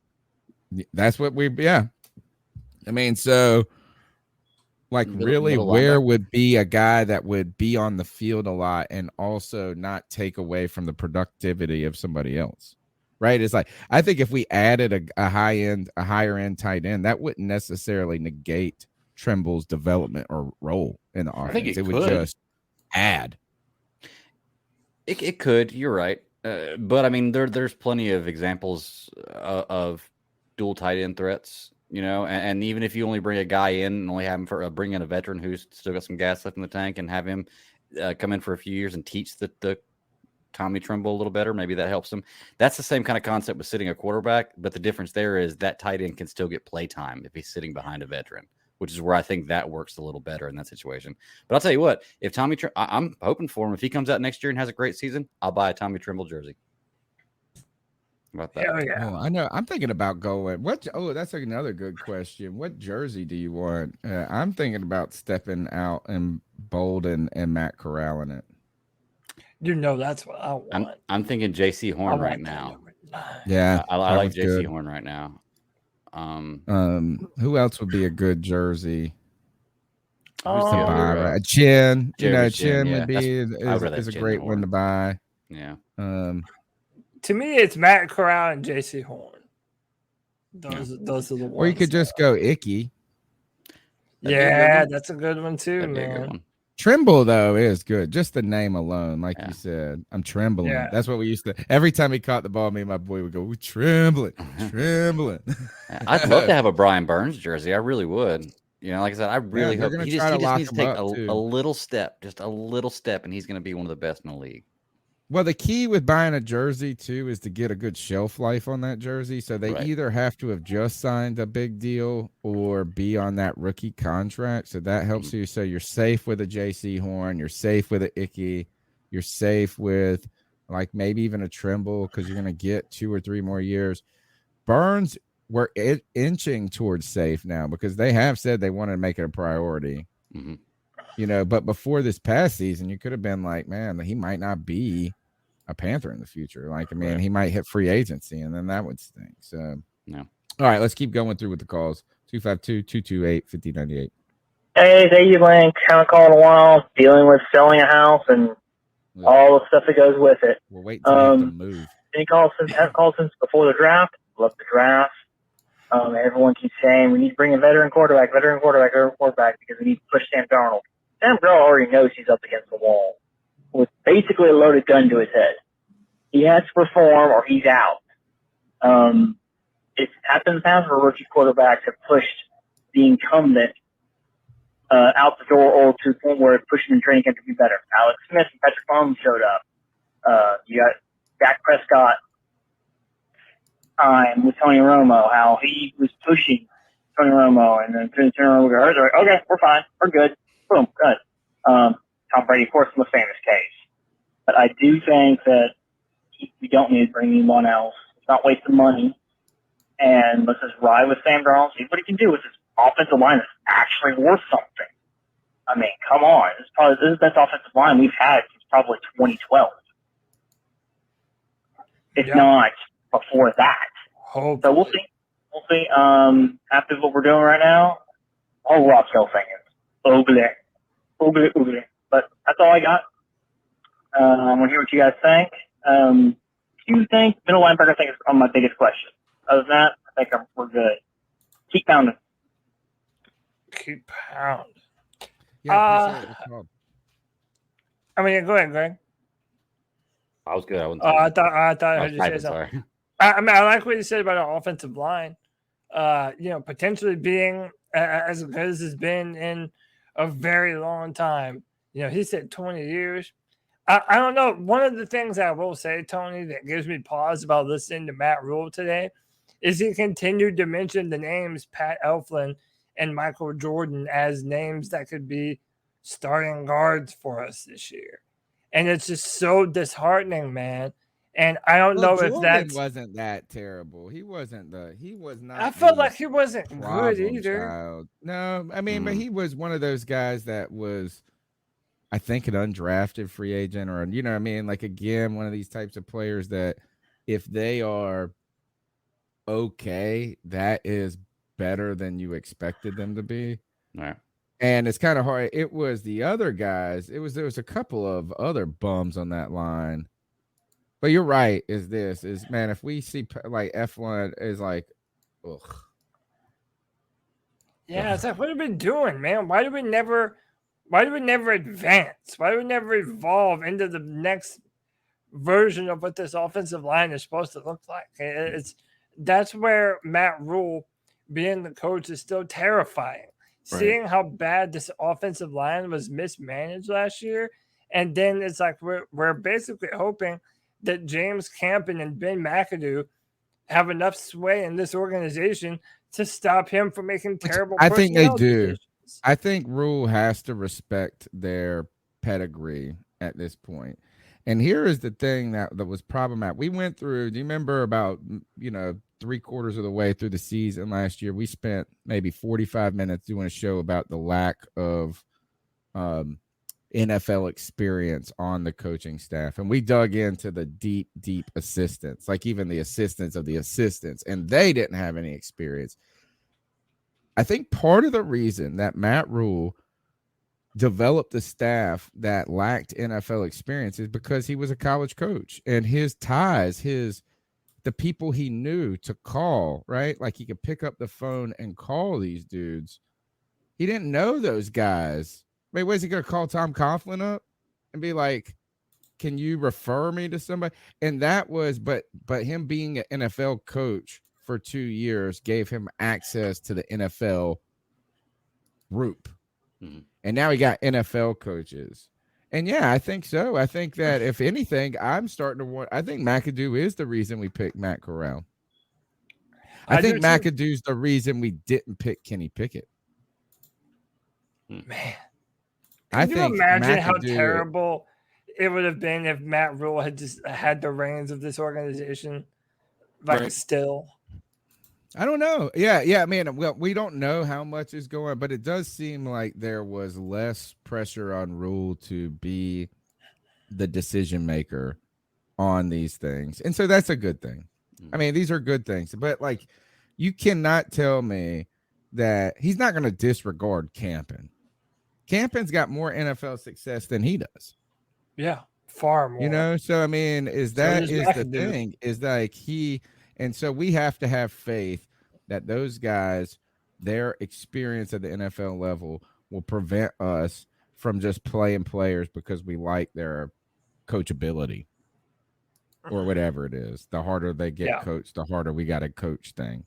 You know, is that it feels like this is McAdoo is going to pick the right guy, like is going to be helpful to these quarterbacks. I think that Campen's going to be helpful. I think we see the special teams take a big. That's what I'm really excited about. That Tabor, that Chris Tabor guy. He's got 15 years of being a special teams coordinator. And that's important. That's important to have had the job for that long in the NFL. That's a big accomplishment. The number is 252-228-5098. Let's go on with the next call.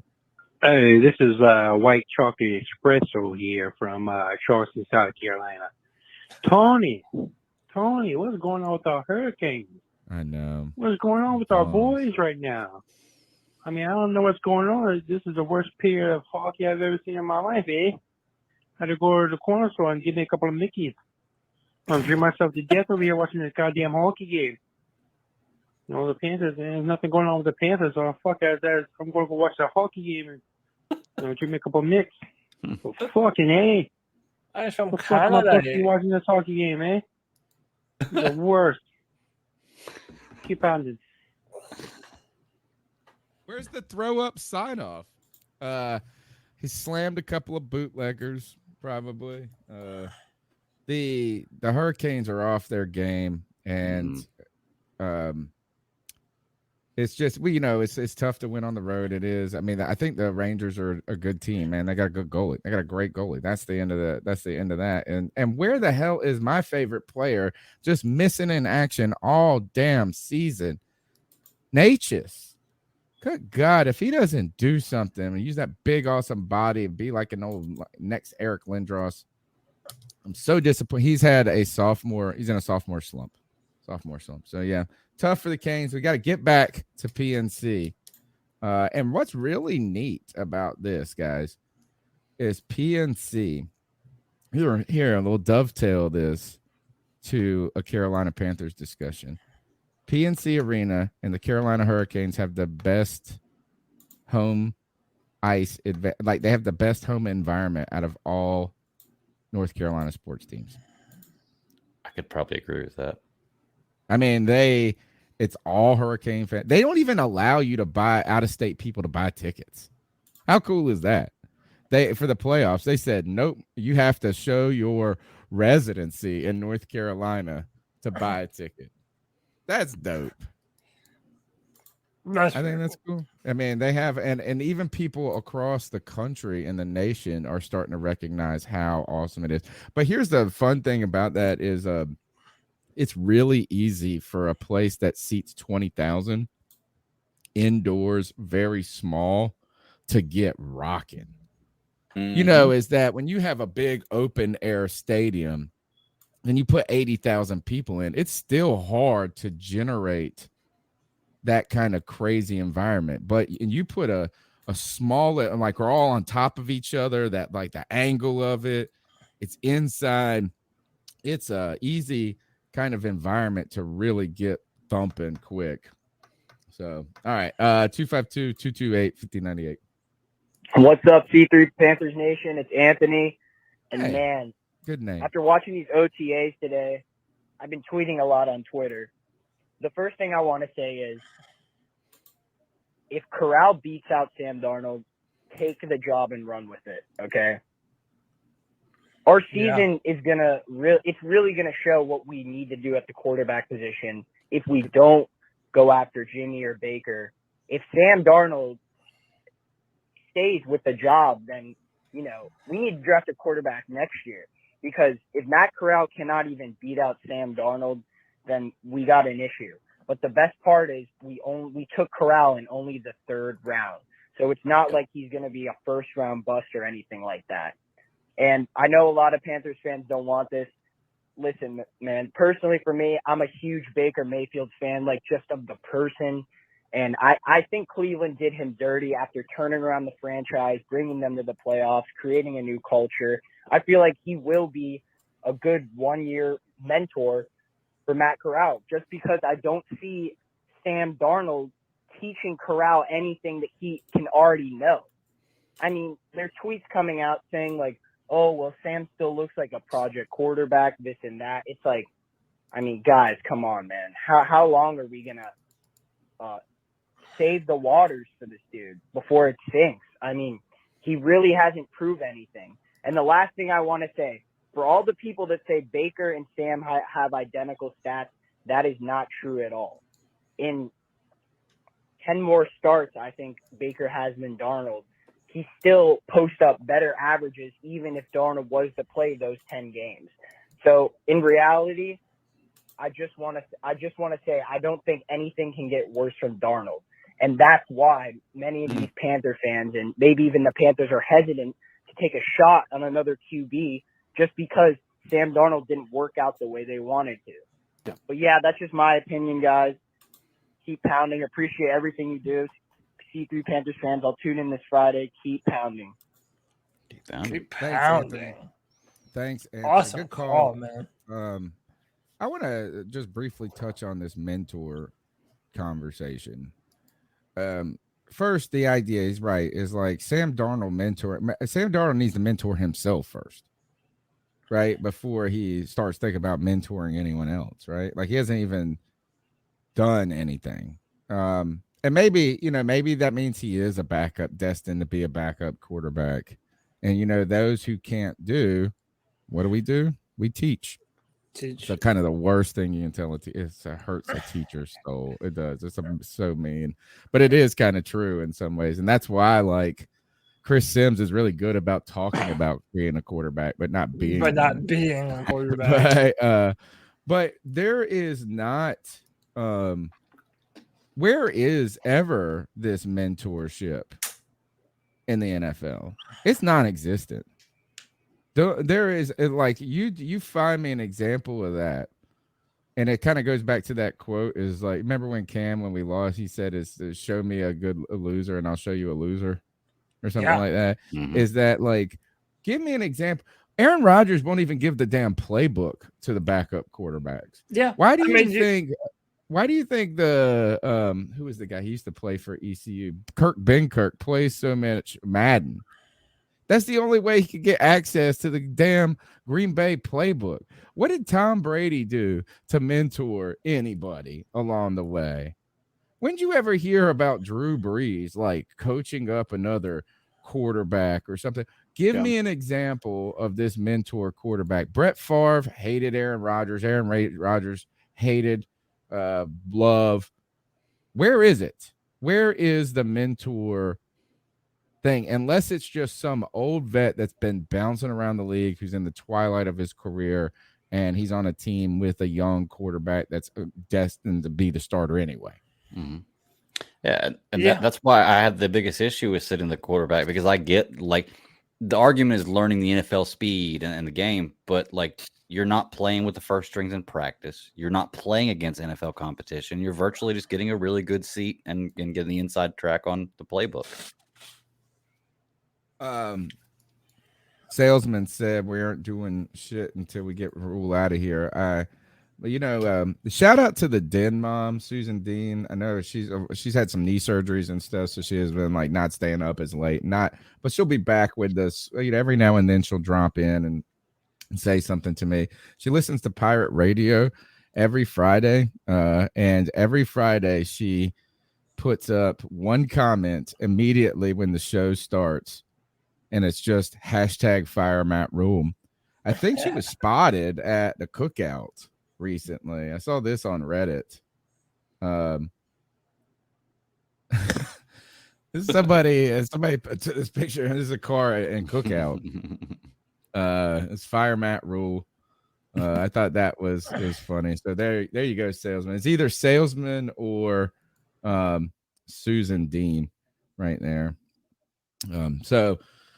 But we'll see. How we need Sam. Sam Darnold. One of the things I thought that was interesting about the press conference today too is that Matt Rule goes, well, like we're bringing in this new offense, but all these concepts are, there's nothing really new in the NFL. It's like they're NFL concepts.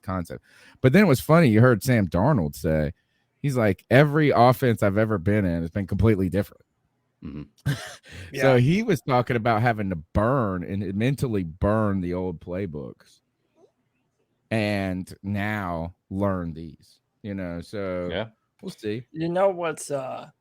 What's crazy to me, man, it's like these people, like a lot of these Panther fans are so jaded that they refuse to even let themselves get excited about this season, about Matt Corral. It's like, when you even start to show your excitement online about Matt Corral, obviously you're going to have the people that agree with you and are also excited. But then you also have this subsection of Panther fans that it's like, oh, you're asking for too much. You're putting unreasonable expectations on them and blah, blah, blah. It just shows you how jaded a lot of Panther fans have become. Listen, I have no problem telling you, I have found myself daydreaming a number of times in recent days about Matt Corral wearing that number 9 behind this beast-ass offensive line, just chucking the football downfield on these incredible explosive plays. Like, why couldn't that happen to us, man? Mm-hmm. Why couldn't that happen to us? And also, I was thinking about this the other day, too. We're all very impressed with Scott Fitterer and, how he's built the team in a short time being here. He did the same thing in Seattle with another late-round quarterback and Russell Wilson. Stop. What are you stopping about? How is that wrong? How is that not a parallel? He didn't do that just because he was there. This is like the whole thing is like, oh, Joe Brady was part of the New Orleans Saints a part of it, offense. wasn't he? No, he didn't do shit. He just sat in the corner. What I'm not saying is I'm not saying that Scott Fitterer wasn't some sort of contributor in the organization, but let's not act like when you are a third, fourth level type exec or scout, you're the guy building the team. No. And I'm not saying like what is like, let's try to find the middle on this, Cody, is that he was around an organization that had a successful moment of building an organization that way, and he was part of it. But you can't say he did that. Come on. I mean, listen, you're taking it too literal. I'm saying that he was a part of a process that saw something very similar work out. That they saw a very talented, albeit undersized quarterback fall into the later rounds, and they decided, he has all the identifiable markers of a franchise quarterback. And by the way, even if he didn't pull the trigger on Russell Wilson, I'm sure having been in that room that did helped him in his experience now that he actually is in command, right, to take that same chance. Now, I like that, and I like the comparison to Russell Wilson. And I'm not a draft guru enough to like a comp person, so I don't know if it's like, I'm not saying a comparable like place to, I'm not trying to say that, but what I am talking about is what was arguably the better or best quarterback prospect of that class that year, falling under the shroud of draft suspicion about their size or something that kept them back. Russell Wilson was the top quarterback that year, but oh no, we can't go with that because of these reasons. And that's kind of what Matt Corral kind of fell into. He was the top-rated quarterback prior to the start of the 2021 season in college. Kenny Pickett had his best year out of a 3-year consistent run. So he kind of was number 2, battling back and forth. And because he had a more successful year last year, it kind of catapulted him over Corral. And then you had the Malik Willis. There's always that name that skyrockets. So if we go back 2 years ago, this is the number 1 player we're thinking 2 years down the road, right? Like he's going to be a prospect. So I like that. I like the potential there that offers. And it also is, like you said, just to going back to the pessimism of the internet, Cody. It's like that's what the internet's for, though. The internet's for to shit on everything. Like that's like the whole point. So like you can't even be overwhelmed by that in the conversation, because think about this. If you draft, they're the same people that are saying, well, there's a reason Matt Corral's a 3rd round pick, that he isn't as good at, and you're putting these too high expectations. They're also the people that say, don't take a risk on a 1st round quarterback. Yeah. It's like there actually is just no a lot of those people are the same people. Can I say 2 things to this? One of the thing Cody said a moment ago about Fitter being involved with the Russell Wilson and all that stuff. I mean, I don't know how involved he was. I doubt it was that much at all. But that's like saying if you're in the gas station with somebody who buys a winning lottery ticket that you're a lottery expert. And 2, Matt Corral. Oh man. Oh yeah. When did it become unfair to ask a quarterback who's played his entire life at a high level to draft him, pay him millions of dollars? When did it become unfair to ask him to be a starting quarterback? We're not asking him to win the Super Bowl. Even if he has a bad season, I understand. But why do people say it's unfair to draft a quarterback and start him? Like, how is that unfair? We drafted you for this position and we're going to pay you for this position. Name another. It seems only fair that you play this position. Yeah, name another position where it's unfair to start. Exactly. If you get drafted, like that doesn't happen. Like if you're well, it is the most important position. But it's what you went into the NFL to get drafted as a quarterback. Like you didn't say, well, I want to be a quarterback, but if they'll draft me as a wide receiver, I'll do that. No, you drafted. You went to play as you knew that going in, that it's one of the toughest positions. I don't know. It just seems weird. I think that another thing too is we can get too caught up on when you were drafted being the ceiling of your capability, right? Is that not? And what I want to say, and I said this a few weeks ago, is not all 3rd round picks are the same, right? And Matt Corral was picked in the 3rd, and so was Will Grier. I don't think the thought process of what those players could be is anywhere in the same conversation, right? Is like 100%. I think that Will Grier is at best a 3rd round pick and at best a backup quarterback, and maybe potentially could stun you and come out and play and become a starter for a year or 2. Like that is it. But right now I see the same 3rd round pick with Matt Corral, and the idea is this guy is a future starter in this league and a guy that you believe you found like not a diamond in the rough. I saw somebody bought at a Goodwill. This was crazy the other day. I saw this story. They bought a statue, like a Roman bust and it was from Pompeii, and it actually turned out to be like 2,000 years old or something, or what I'm saying, like and it was like at a Goodwill in Texas. You know what I'm saying? Like you didn't buy like is that you're thinking you have something that you got an insanely good value for. I think is with Matt Corral. Right. That's what I would hope. Not all draft picks are the same. Let's go to the next call. What's up, C3? It's Noah here. What's up, Noah? I just want to say, let's go. Let's keep pounding. I know there's been some talk about who's going to be our new quarterback, who's going to take the job position. Some rumors that they're still trying to get Baker Mayfield. And OTA start this week. Can't wait to see that. Yeah, I mean, this world is going very crazy. We can get a moment of silence for all those kids that lost their lives today in that school shooting. This is absolutely crazy. Stupid, but yeah, keep pounding.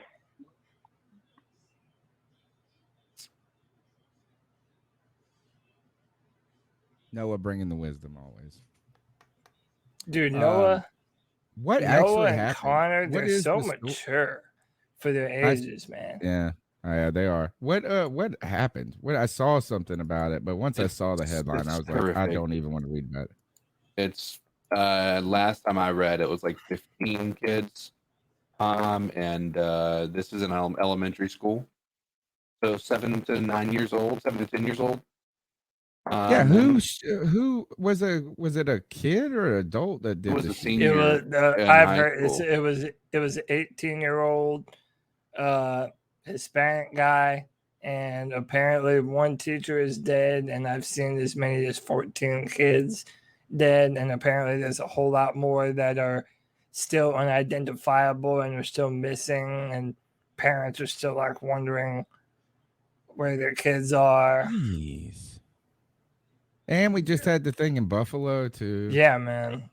Like, God. And as a parent, well, first my kids going to high school next year.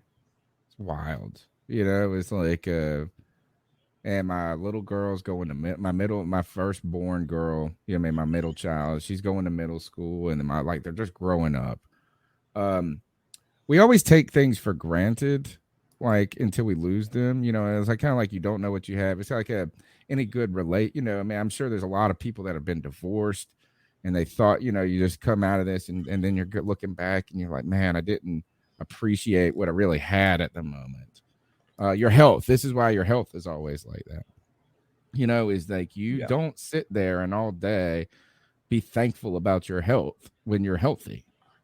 But when you're unhealthy, you realize like how important it is. Yeah. And you take it for granted. Yeah. One of the things that for me, that I'm a routine person, like I like normalcy. And what I mean by that is like, that's why I love, I love being a teacher at a college. It's like the semester has the same rhythm. My students laugh at me because I don't really know what day it is. I just know it's either Monday, Wednesday, or Tuesday, Thursday, right? Like I don't really keep, I don't know which one of the days is, but it's just like, I know I got these classes on these days, it's just this time. I go and do this every day. I go do this every day at this time. And it's, when your life sucks is when it's all jacked up, when abnormal crap happens. And you think about this is like the best thing you could do is take your kids to school and pick them up and then go cook dinner and just have a regular, wonderful, wonderfully uneventful day. So it's awful to think of not only the people that have lost their lives in these moments, but the people that love them, that have to whatever the right word is, description for living through this horrifically abnormal kind of and it's just contrary to like the natural order of events. That's why it was so hard for a parent to see a child die. It's like one thing when my wife is at a funeral. She left for a friend's funeral. Her mother died unexpectedly, but it was still the mother, and like older, right? I mean, Right. see what they just didn't expect her, but it's different. Like when you're somebody like the child passing before the parent, it's an unnatural order of events. Not that it doesn't happen, but God, it's so awful. I wish I wouldn't even hurt. I wish I didn't even ask what happened. 252-228-5098. Hey guys, it's the girl that makes them howl, aka Joey the Blind Panther. I have something that I gotta respond to about what you guys saying that about sitting Matt Corral for a year. I would not do that behind Sam Darnold, and here's why. Because Sam Darnold's main problem is in his head. Are you guys sure that he's going to be in a position to not be a bad influence on Matt Corral? Because I don't know. I honestly don't know with him. He's been through Adam Gase, Matt Rule, with nobody but yes men on his staff, and incompetent as hell. That's why they gave him the Joe Biden treatment. And even though Patrick Mahomes sat behind Alex Smith, and you say, "Oh, Alex Smith was just, he's a decent quarterback." The difference between him and Sam Darnold is he was a better quarterback than Sam Darnold, which that's a low bar, but he was a leader. He had been around the league for quite a while, and he was able to, teach Patrick Mahomes. Well, Patrick Mahomes, as great as he is, he probably came that way, but he probably was able to learn a lot from Alex Smith, and I don't think Sam Darnold could teach Matt Corral an eighth of that. But I just want to leave that out there. And another thing before I go is, if we cut Sam Darnold after June 1st, would we save anything? Because that's what I would do. I would just get Cam Newton, cut Sam Darnold after June 1st, and roll with Cam if we would save any money by cutting him after June 1st. Anyway, guys. Wow. No, I think the 5th-year option's fully guaranteed. I think we're kind of past that at this point in time. Well, that we're was going to go forward. That wasn't. Did you guys see the story with what they wanted to do with, or what the thoughts were with Baker Mayfield? Is that they wanted him to pay $13 or $14 million of his salary, right? So he really would have been a $4 million addition, which is a pretty low number, but still maybe more. I mean, didn't Cam go and play for less for the Patriots his first year with the Patriots?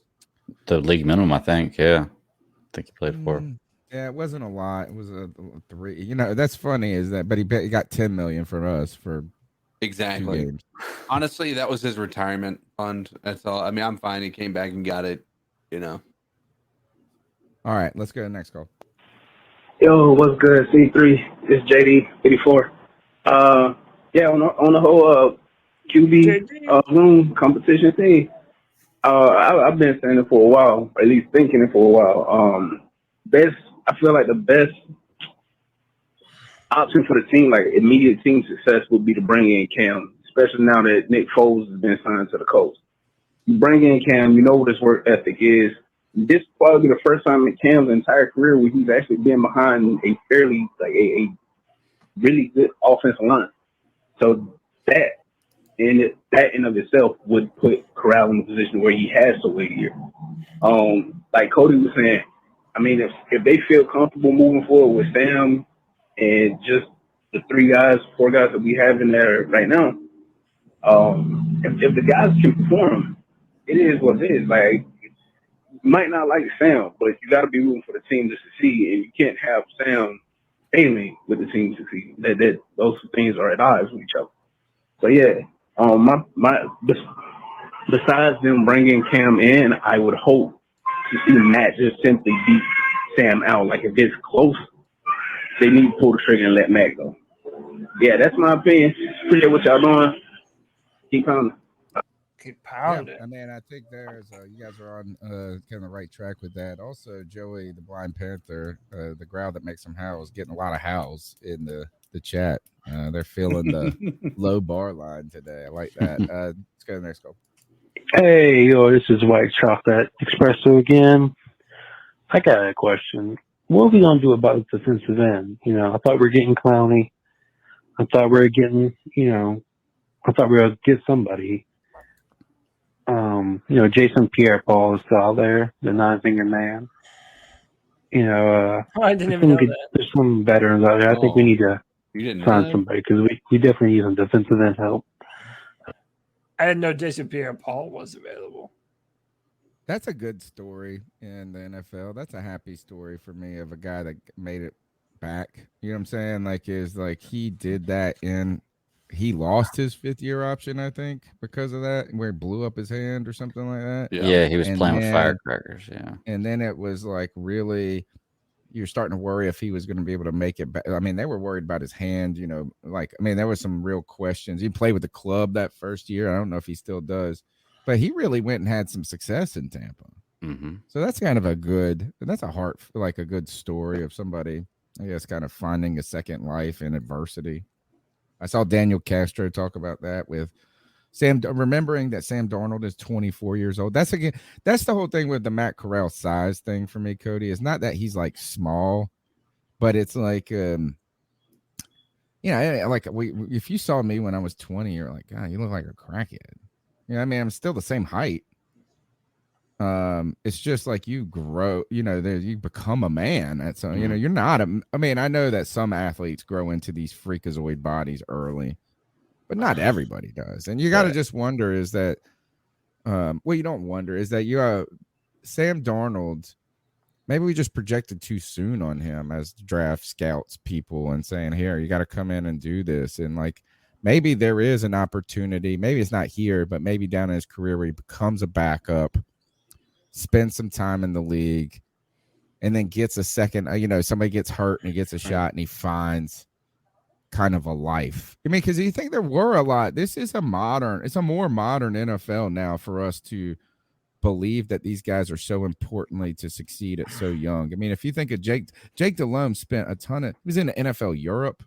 Mm-hmm. He was an outside free agent acquisition. Then he came in and he found success. Kurt Warner was damn bagging groceries forever. These guys kind of a Tony Romo, right? Their best football wasn't played when they were 22. Right. 23. So it's not unheard of. Jason Pierre-Paul. It's defensive end. Those are good questions. All right. White Chocolate Espresso. Bleh. Hey guys, it's Chuck from Elizabeth City, aka Carolina Sports Guy. Got a few things tonight. Number one, I kind of look at our roster. I'm not all into this bringing in Baker Mayfield. I wouldn't be terribly disappointed if we did, but I kind of agree with the one caller who said that, if Sam Darnold's here and Corral can't beat him out, or if Corral does get to play some and it doesn't look like he's ready, if we get a high draft pick again next year, we might have to throw it back at another quarterback if we can get an upgrade, a first-round, true talented quarterback. Now, as far as what we should look at right now with free agency, Tony, I agree, a linebacker first and foremost. I don't really believe the tight end position is all that. Now, I will say this. Big name or a less than stellar guy who's probably dropped off like a defensive end, a pass rushing specialist we do need. And I really think that when we start making cuts during preseason, I wouldn't be surprised to see us pick up a receiver. Just because there's so many receiver deep teams that I could see us picking up one. Now, I also want to address the situation with the Hurricanes. The reason why we've done so bad on the road, New York night, is because did you see the penalty minutes? It was like 26-7. Terrible. Yeah. That's home cooking. That's the refs. And if there's one freaking thing I can't stand about the freaking New York Rangers, they're like the damn New Orleans Saints for the Panthers. The one thing I hate about their fucking fans and that piece of shit franchise. ESPN calling the games.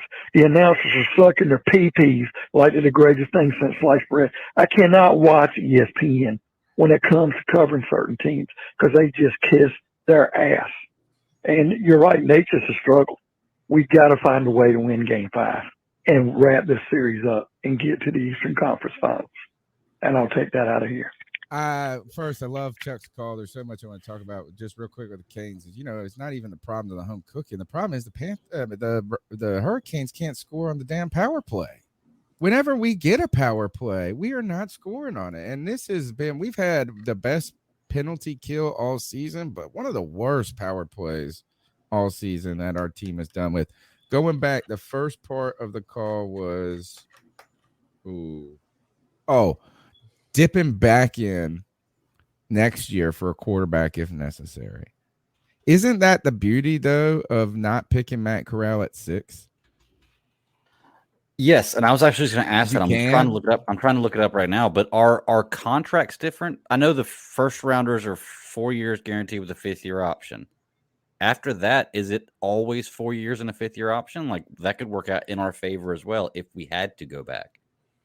You know, less Yeah, guaranteed is years that we look? already owe There's them. not so much sunk cost in Matt Corral. If it works, it works. If it doesn't work, you don't have to give it years and years and years to figure out, right? And there was a sort of sunk cost with the Sam Darnold for the Jets, right? Is like when you pick in the top 10, you pick that and you make that pick, you better believe in it through adversity and not. But you don't have that worry. I mean, it's like, and look, we saw the Cardinals do this. I mean, they picked Rosen in the top 10, and then we're just like, you know what, we're out on this, and that was tough. That's kind of a tough thing to do. Right, but it's a lot easier to do with a 3rd and 4th round pick. My Not saying fear, that we have to. Not saying that we my, have to or see it, but go ahead. my fear is that we go this entire year with either Sam Darnold as the starter or a Baker Mayfield or what have you, just whoever, or hurt Cam Newton, whatever. And then we have another year where Matt Rule fails to give our young guys the opportunity that they need to be a good football player. I think he's played young players, though, a lot. Yeah, I'm talking specifically about offense. DeAndre Brown. On offense, Brady Christensen and Deontay Brown. My fear is that we won't have seen enough of Matt Corral by the end of, at the end of this year, we won't have seen enough of Matt Corral to actually give a proper evaluation on whether or not we should move on from him. Right. That's my fear. My only question. Go ahead, Greg. Well, I say my question to that is you're saying that Matt Rule, I can't believe I'm defending Matt Rule or attempting to defend Matt Rule here, doesn't play to young talent. Other than Brady Christensen and Deontay Brown, who else have we drafted young that we expected to start and play? Hasn't he played? Just out of curiosity. And I hate trying to take the defensive side. Because it's not true. Yeah, because it's not true. He's played a lot of young players. I can't think of anybody else. In fact, it was like the kind of the opposite of I mean, Ron you took Rivera. Matos. I would have liked to have seen gotten some more snaps. Well, he was hurt. Yeah, he got hurt last year, didn't he? Yeah, he was hurt. And then, but again, Deontay Brown and Brady Christensen are legit. Tired of it. No, I get that.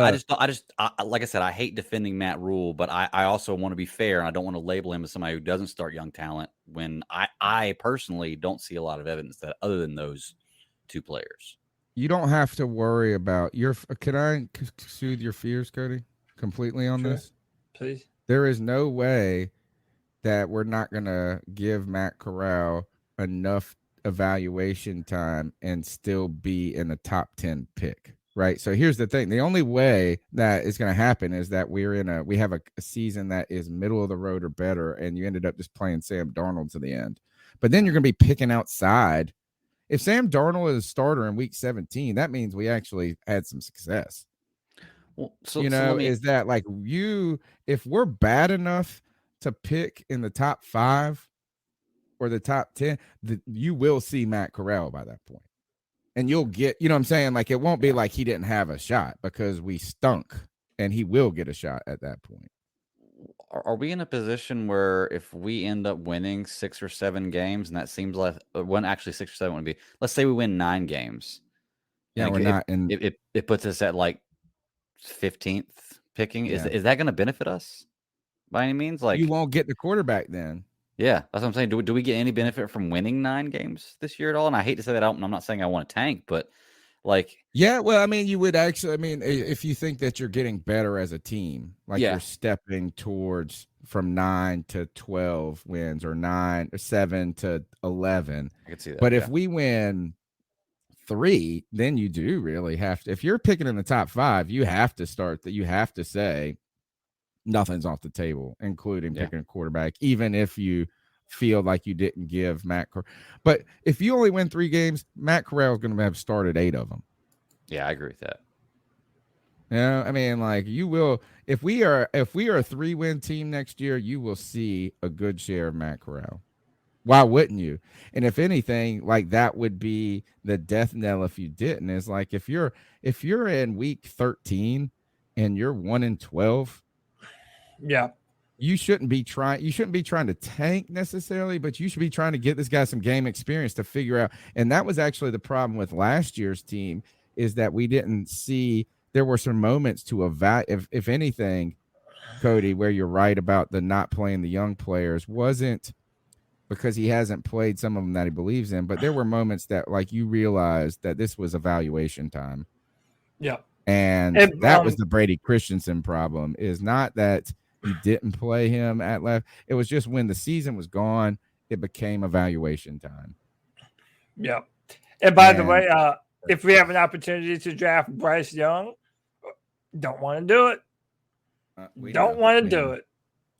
All right. Going with Matt Corral over him, man. It has to be great. You ever think about doing that, drafting a player you don't need just because he's a great player as a trade piece? No, I don't think. Would that be a smart NFL move? Nah. Don't worry. If we're drafting in the top 5, we need a quarterback, bro. Sorry. Yeah. Sorry. Next. Not Bryce Young. Hey guys, it's the growl that makes him howl, aka Joey the Blind Panther.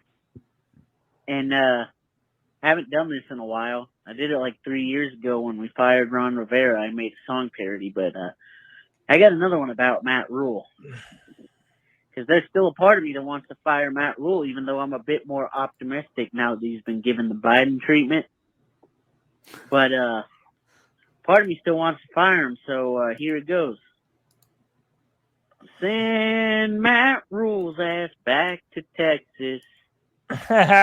He used to be the king, but now we're reeling. Oh, send Matt Rule's ass back to Texas.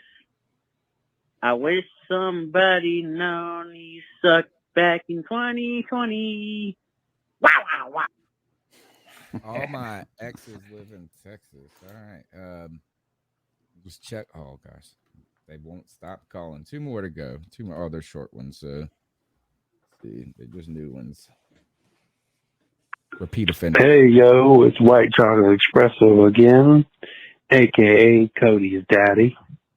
Cody boy. You're such a... We're gonna go get your papa a beer. God damn, I've been waiting on a goddamn night for my beer. Look here. And where's my fucking beer, god damn it? Yo, man. Anyway. Better watch out. I'll smack a South Carolina fan like a shit. Oh, and Connie. By the way, I almost forgot. The drunk Panther. All right, so those are the calls for now. That's the C3 Panthers podcast, brought to you by CarolinaCatChronicles.com. Every Tuesday night, we chop up the latest Panthers news and opinions from the fan perspective. We've been talking about OTAs, Matt Rule, Sam Darnold. We'll be back here on Friday with the Friday free-for-all. A lot more content will be coming down the pike throughout, shorts and different, like you do some other kind of impromptu things. But right now we are in kind of the doldrums. This OTAs, I think, is only a few days. And then that will be off. Then we'll have a month go by before anything. And so really no news. So we'll just be kind of on that standard schedule from here. But that when football is cooking, even when it's training camp, we'll be up here all the time getting after it and having fun. We got to do our last segment unless you guys have anything else. And I think that's all I got. And that is our ice up picks this week. And that's where we tell someone to ice up, toughen up to get it together. It's our homage to Steve Smith. Everything is fair game to ice up from so your picks. You guys I got a couple of short, funny ones tonight. You got anything, Cody? Nothing major. I'll go first. I don't have anything to play. I'm watching and I never watch basketball, dude. I'm talking never. it's only this time of year when I'll watch the NBA Finals, if I'm being honest. So I put it on Golden State and the Dallas Mavericks, and apparently they had to stop the game because the roof was leaking so bad on the top of the stadium that they had to actually get someone up in the rafters to patch the hole and wipe the floor. And it zoomed in on Mark Cuban. Mark Cuban, he's the owner of the Mavericks, is on Shark Tanks. And they zoom in on his face, and he's looking around like he's just so pissed off and embarrassed on national television. He's like just scowling, looking around and shit. He's all grumpy. I thought that was hilarious that he's this multi-billionaire and he has a basketball team in the arena, but he still has a janky ass stadium that's leaking all over everyone. And he still has that moment of fuck. you know what I mean? Like, he's a billionaire and he still has that moment of my shit is looking raggedy as fuck on national television. So I think that's funny. So to Mark Cuban, ice up. Ice up. Go ahead, Greg. Okay, mine's kind of fun. I'm going with the North Carolina Education Lottery. I'm gonna ice them up. One, because they take too much of my money, and two, I'm no genius financially or just in general at all, but I'm can try to think of different ways to boost economy and everything. And the lottery is always funny to me because, like the Powerball, okay, it's North Carolina Powerball. It starts at 40 million. Like when somebody wins, the next day it starts over at 40 million. Okay. Then it adds up until anybody across the country that buys a ticket can win, and they can win $1 billion, however high it goes. Okay. Why wouldn't you just have a drawing every day for $1 million? Okay. And make it only for residents of North Carolina. You can win once a year. So that means residents of North Carolina, you would have 365 new millionaires every year. And guess what? That 10 million that's left over from the 30 you don't use originally can go right back into schools right there. Plus, imagine how much money you'll make on people buying daily tickets. Does this sound crazy to y'all? Like that sounds like a great idea, right? You'd have $1 million winner every day. Yeah, it is kind of like Keno, but I mean, like, why start it at 40 million and let anybody in the country win it? Like, build our local economy in North Carolina, do it like this. Right. And I'm telling you, it would just work out so much better. So I don't know why, I guess the system, and there's probably a lot more about it that I don't know. That's why this makes sense to me. It probably doesn't make sense overall, but as far as I know it makes more sense my way. So ice up. Shout out to Keno. I'm not ever a winner on scratch off tickets, lottery things, but I hit the four. I've been playing the 4 numbers, right? So that's like the best odds. If you hit all 4, you get $75 on a $1 ticket. Nice. But then you do the multi. So I hit all 4 numbers on a 10-time multiplier. Nice. It's like the best. It's like the best you can do. Yeah, the best you can awesome. do on a 4-number ticket. It was, it was fun. It's nice to win. All right, so here goes my first ice up pick. I'm not a big making fun of people's appearance person, but this one I could not help. I mean, I just could not help but giggle at this. This man's haircut, bro. This is a police officer in. Let go, man. Why is his head melting? Cato Parish Sheriff's Office, and he has a full buzz cut, but a straight comb down. It almost looks like they're drawn on these hairs. Dude, it looks like the Latino chicks that like paint eyeliner on their eyebrows. He's got bangs. It looks like he did that, but on his head. He's got a bowl cut in the front and a buzz cut in the back. So my next one goes to this. I saw this truck driver got hung up on one of those like little yellow things. Look at this. Oh no. That's gonna cost you. Oh, it's slowing up. Come on. Why is it freezing up? Anyway, this truck driver ends up. He Send me keeps. the link. I'll play. Can you send it to me in DM? I'll try and play it. Yeah. Hold on. Hey. Hold on. Hey-o. Hey, I'm giving a pre-ice up to the Mavericks that they blow this lead. They were up by like 34. And by the way, if they win tonight, that'll be the first time in history that an NBA team has ever come back from 0-3, right? No, they'll just be winning game one. They have to win the next 4 to make that happen. But I mean, usually when a team is down 3-0, they generally win at least the last game. But Dallas should win this game. Yeah, send it on. Oh no, this will work. Let's see if you can get this up. This truck driver had a tough day, bro. And I've seen some truck drivers do some. I mean, look, what a tough job. I would hate to drive a truck in a city, like one of those big 8. Like, I mean, what a awful job that would be. Look at this.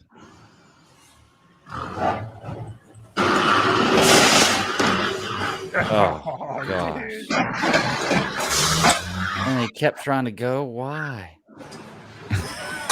Till the whole rear axle came off. And then you're driving. How does he not know? How the hell does he not know that he just ripped off his fucking rear axle? Man, that's the guy who just got fired or just turned in his notice and was like, yeah, it doesn't give a fuck. Yeah. He just does he's over it, dude. Hey, when you get back, you're fired. Oh, really? Okay. Like, all right. I already quit, stupid. So ice up to that dude's haircut and ice up for just tripling down on that pylon. And shout out to that concrete pylon that just lived through all of that. Whoever put that up took a the chat says that's Ralph Wiggums from Simpsons. The Simpsons police officer guy, that's exactly who that looks like. The haircut. Oh, the guy.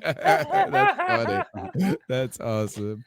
All right. That's the Sneak Awesome. Panthers podcast brought to you by CarolinaCatChronicles.com. Every Tuesday night, we're live at 9 p.m. You can find us on Spotify, iTunes, TuneIn, Stitcher. Go leave us a review, smash the thumbs, get in the conversation by calling in at 252-228-5098. Jump in that chat room. The chat room is lit as usual. Get in the comments afterwards. Let us know what you think about these things going forward. I want to thank the people in the chat, people that gave us their time tonight, and especially my co-host tonight for their generosity with their time. Thank you, Cody. Thank you, Greg. Cody, starting to work. You got draft tech stuff going on. Tell us about this. What are you now, a Charlotte Football Club fan? No, well, we didn't really even talk about it, but there was that whole news about the Panthers using the turf for Chelsea FC and Charlotte FC. They're using grass rather, but they're not using the turf for the football games. Whoa! And for Charlotte Holy FC. cow. You didn't hear about that? Oh, that was I thought that was like a joke. Like, I mean, I thought we just got rid of the grass. You're saying they really put grass back in?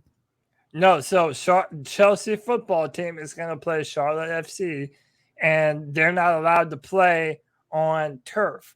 So Tepper is having grass rolled into the stadium for one game. Yeah. Wow. That's insane. So, yeah, we talked about that on the free-for-all. I had forgotten all about that.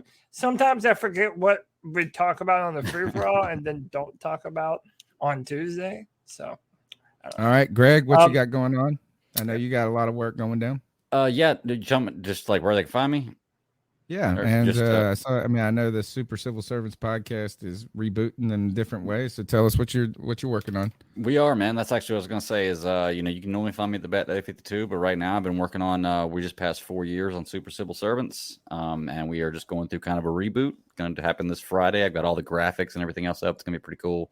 New segments for the show, and we're gonna be geeks chasing squirrels.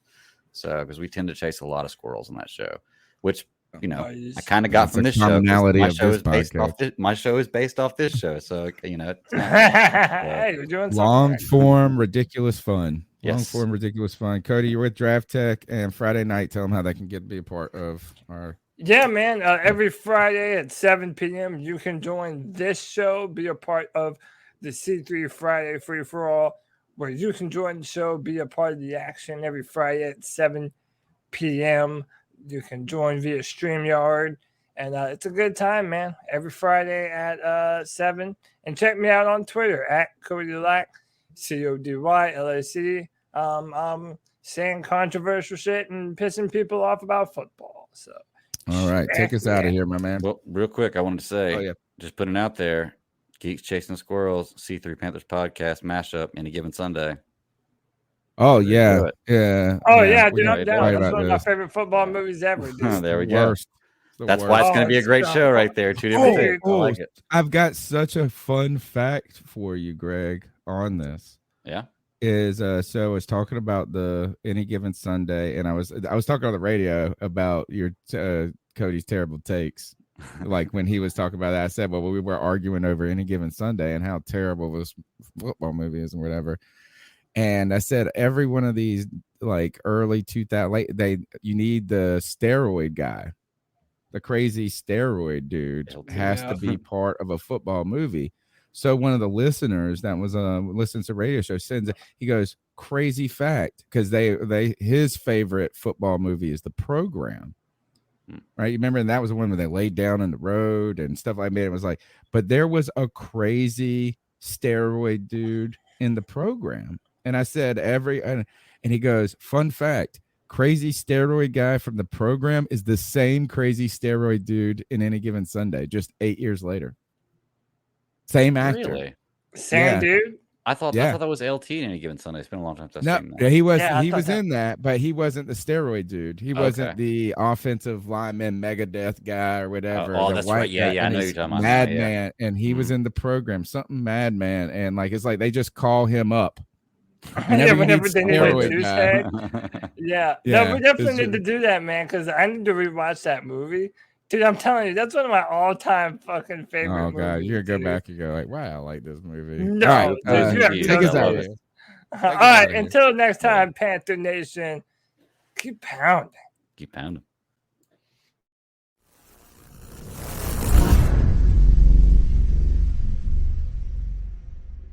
Early contests build momentum for 2024 contenders seeking the White House. C-SPAN offers unfiltered coverage of events leading into early primaries and caucuses. Get access to speeches and results with the free app, C-SPAN Now, or watch live on the C-SPAN networks.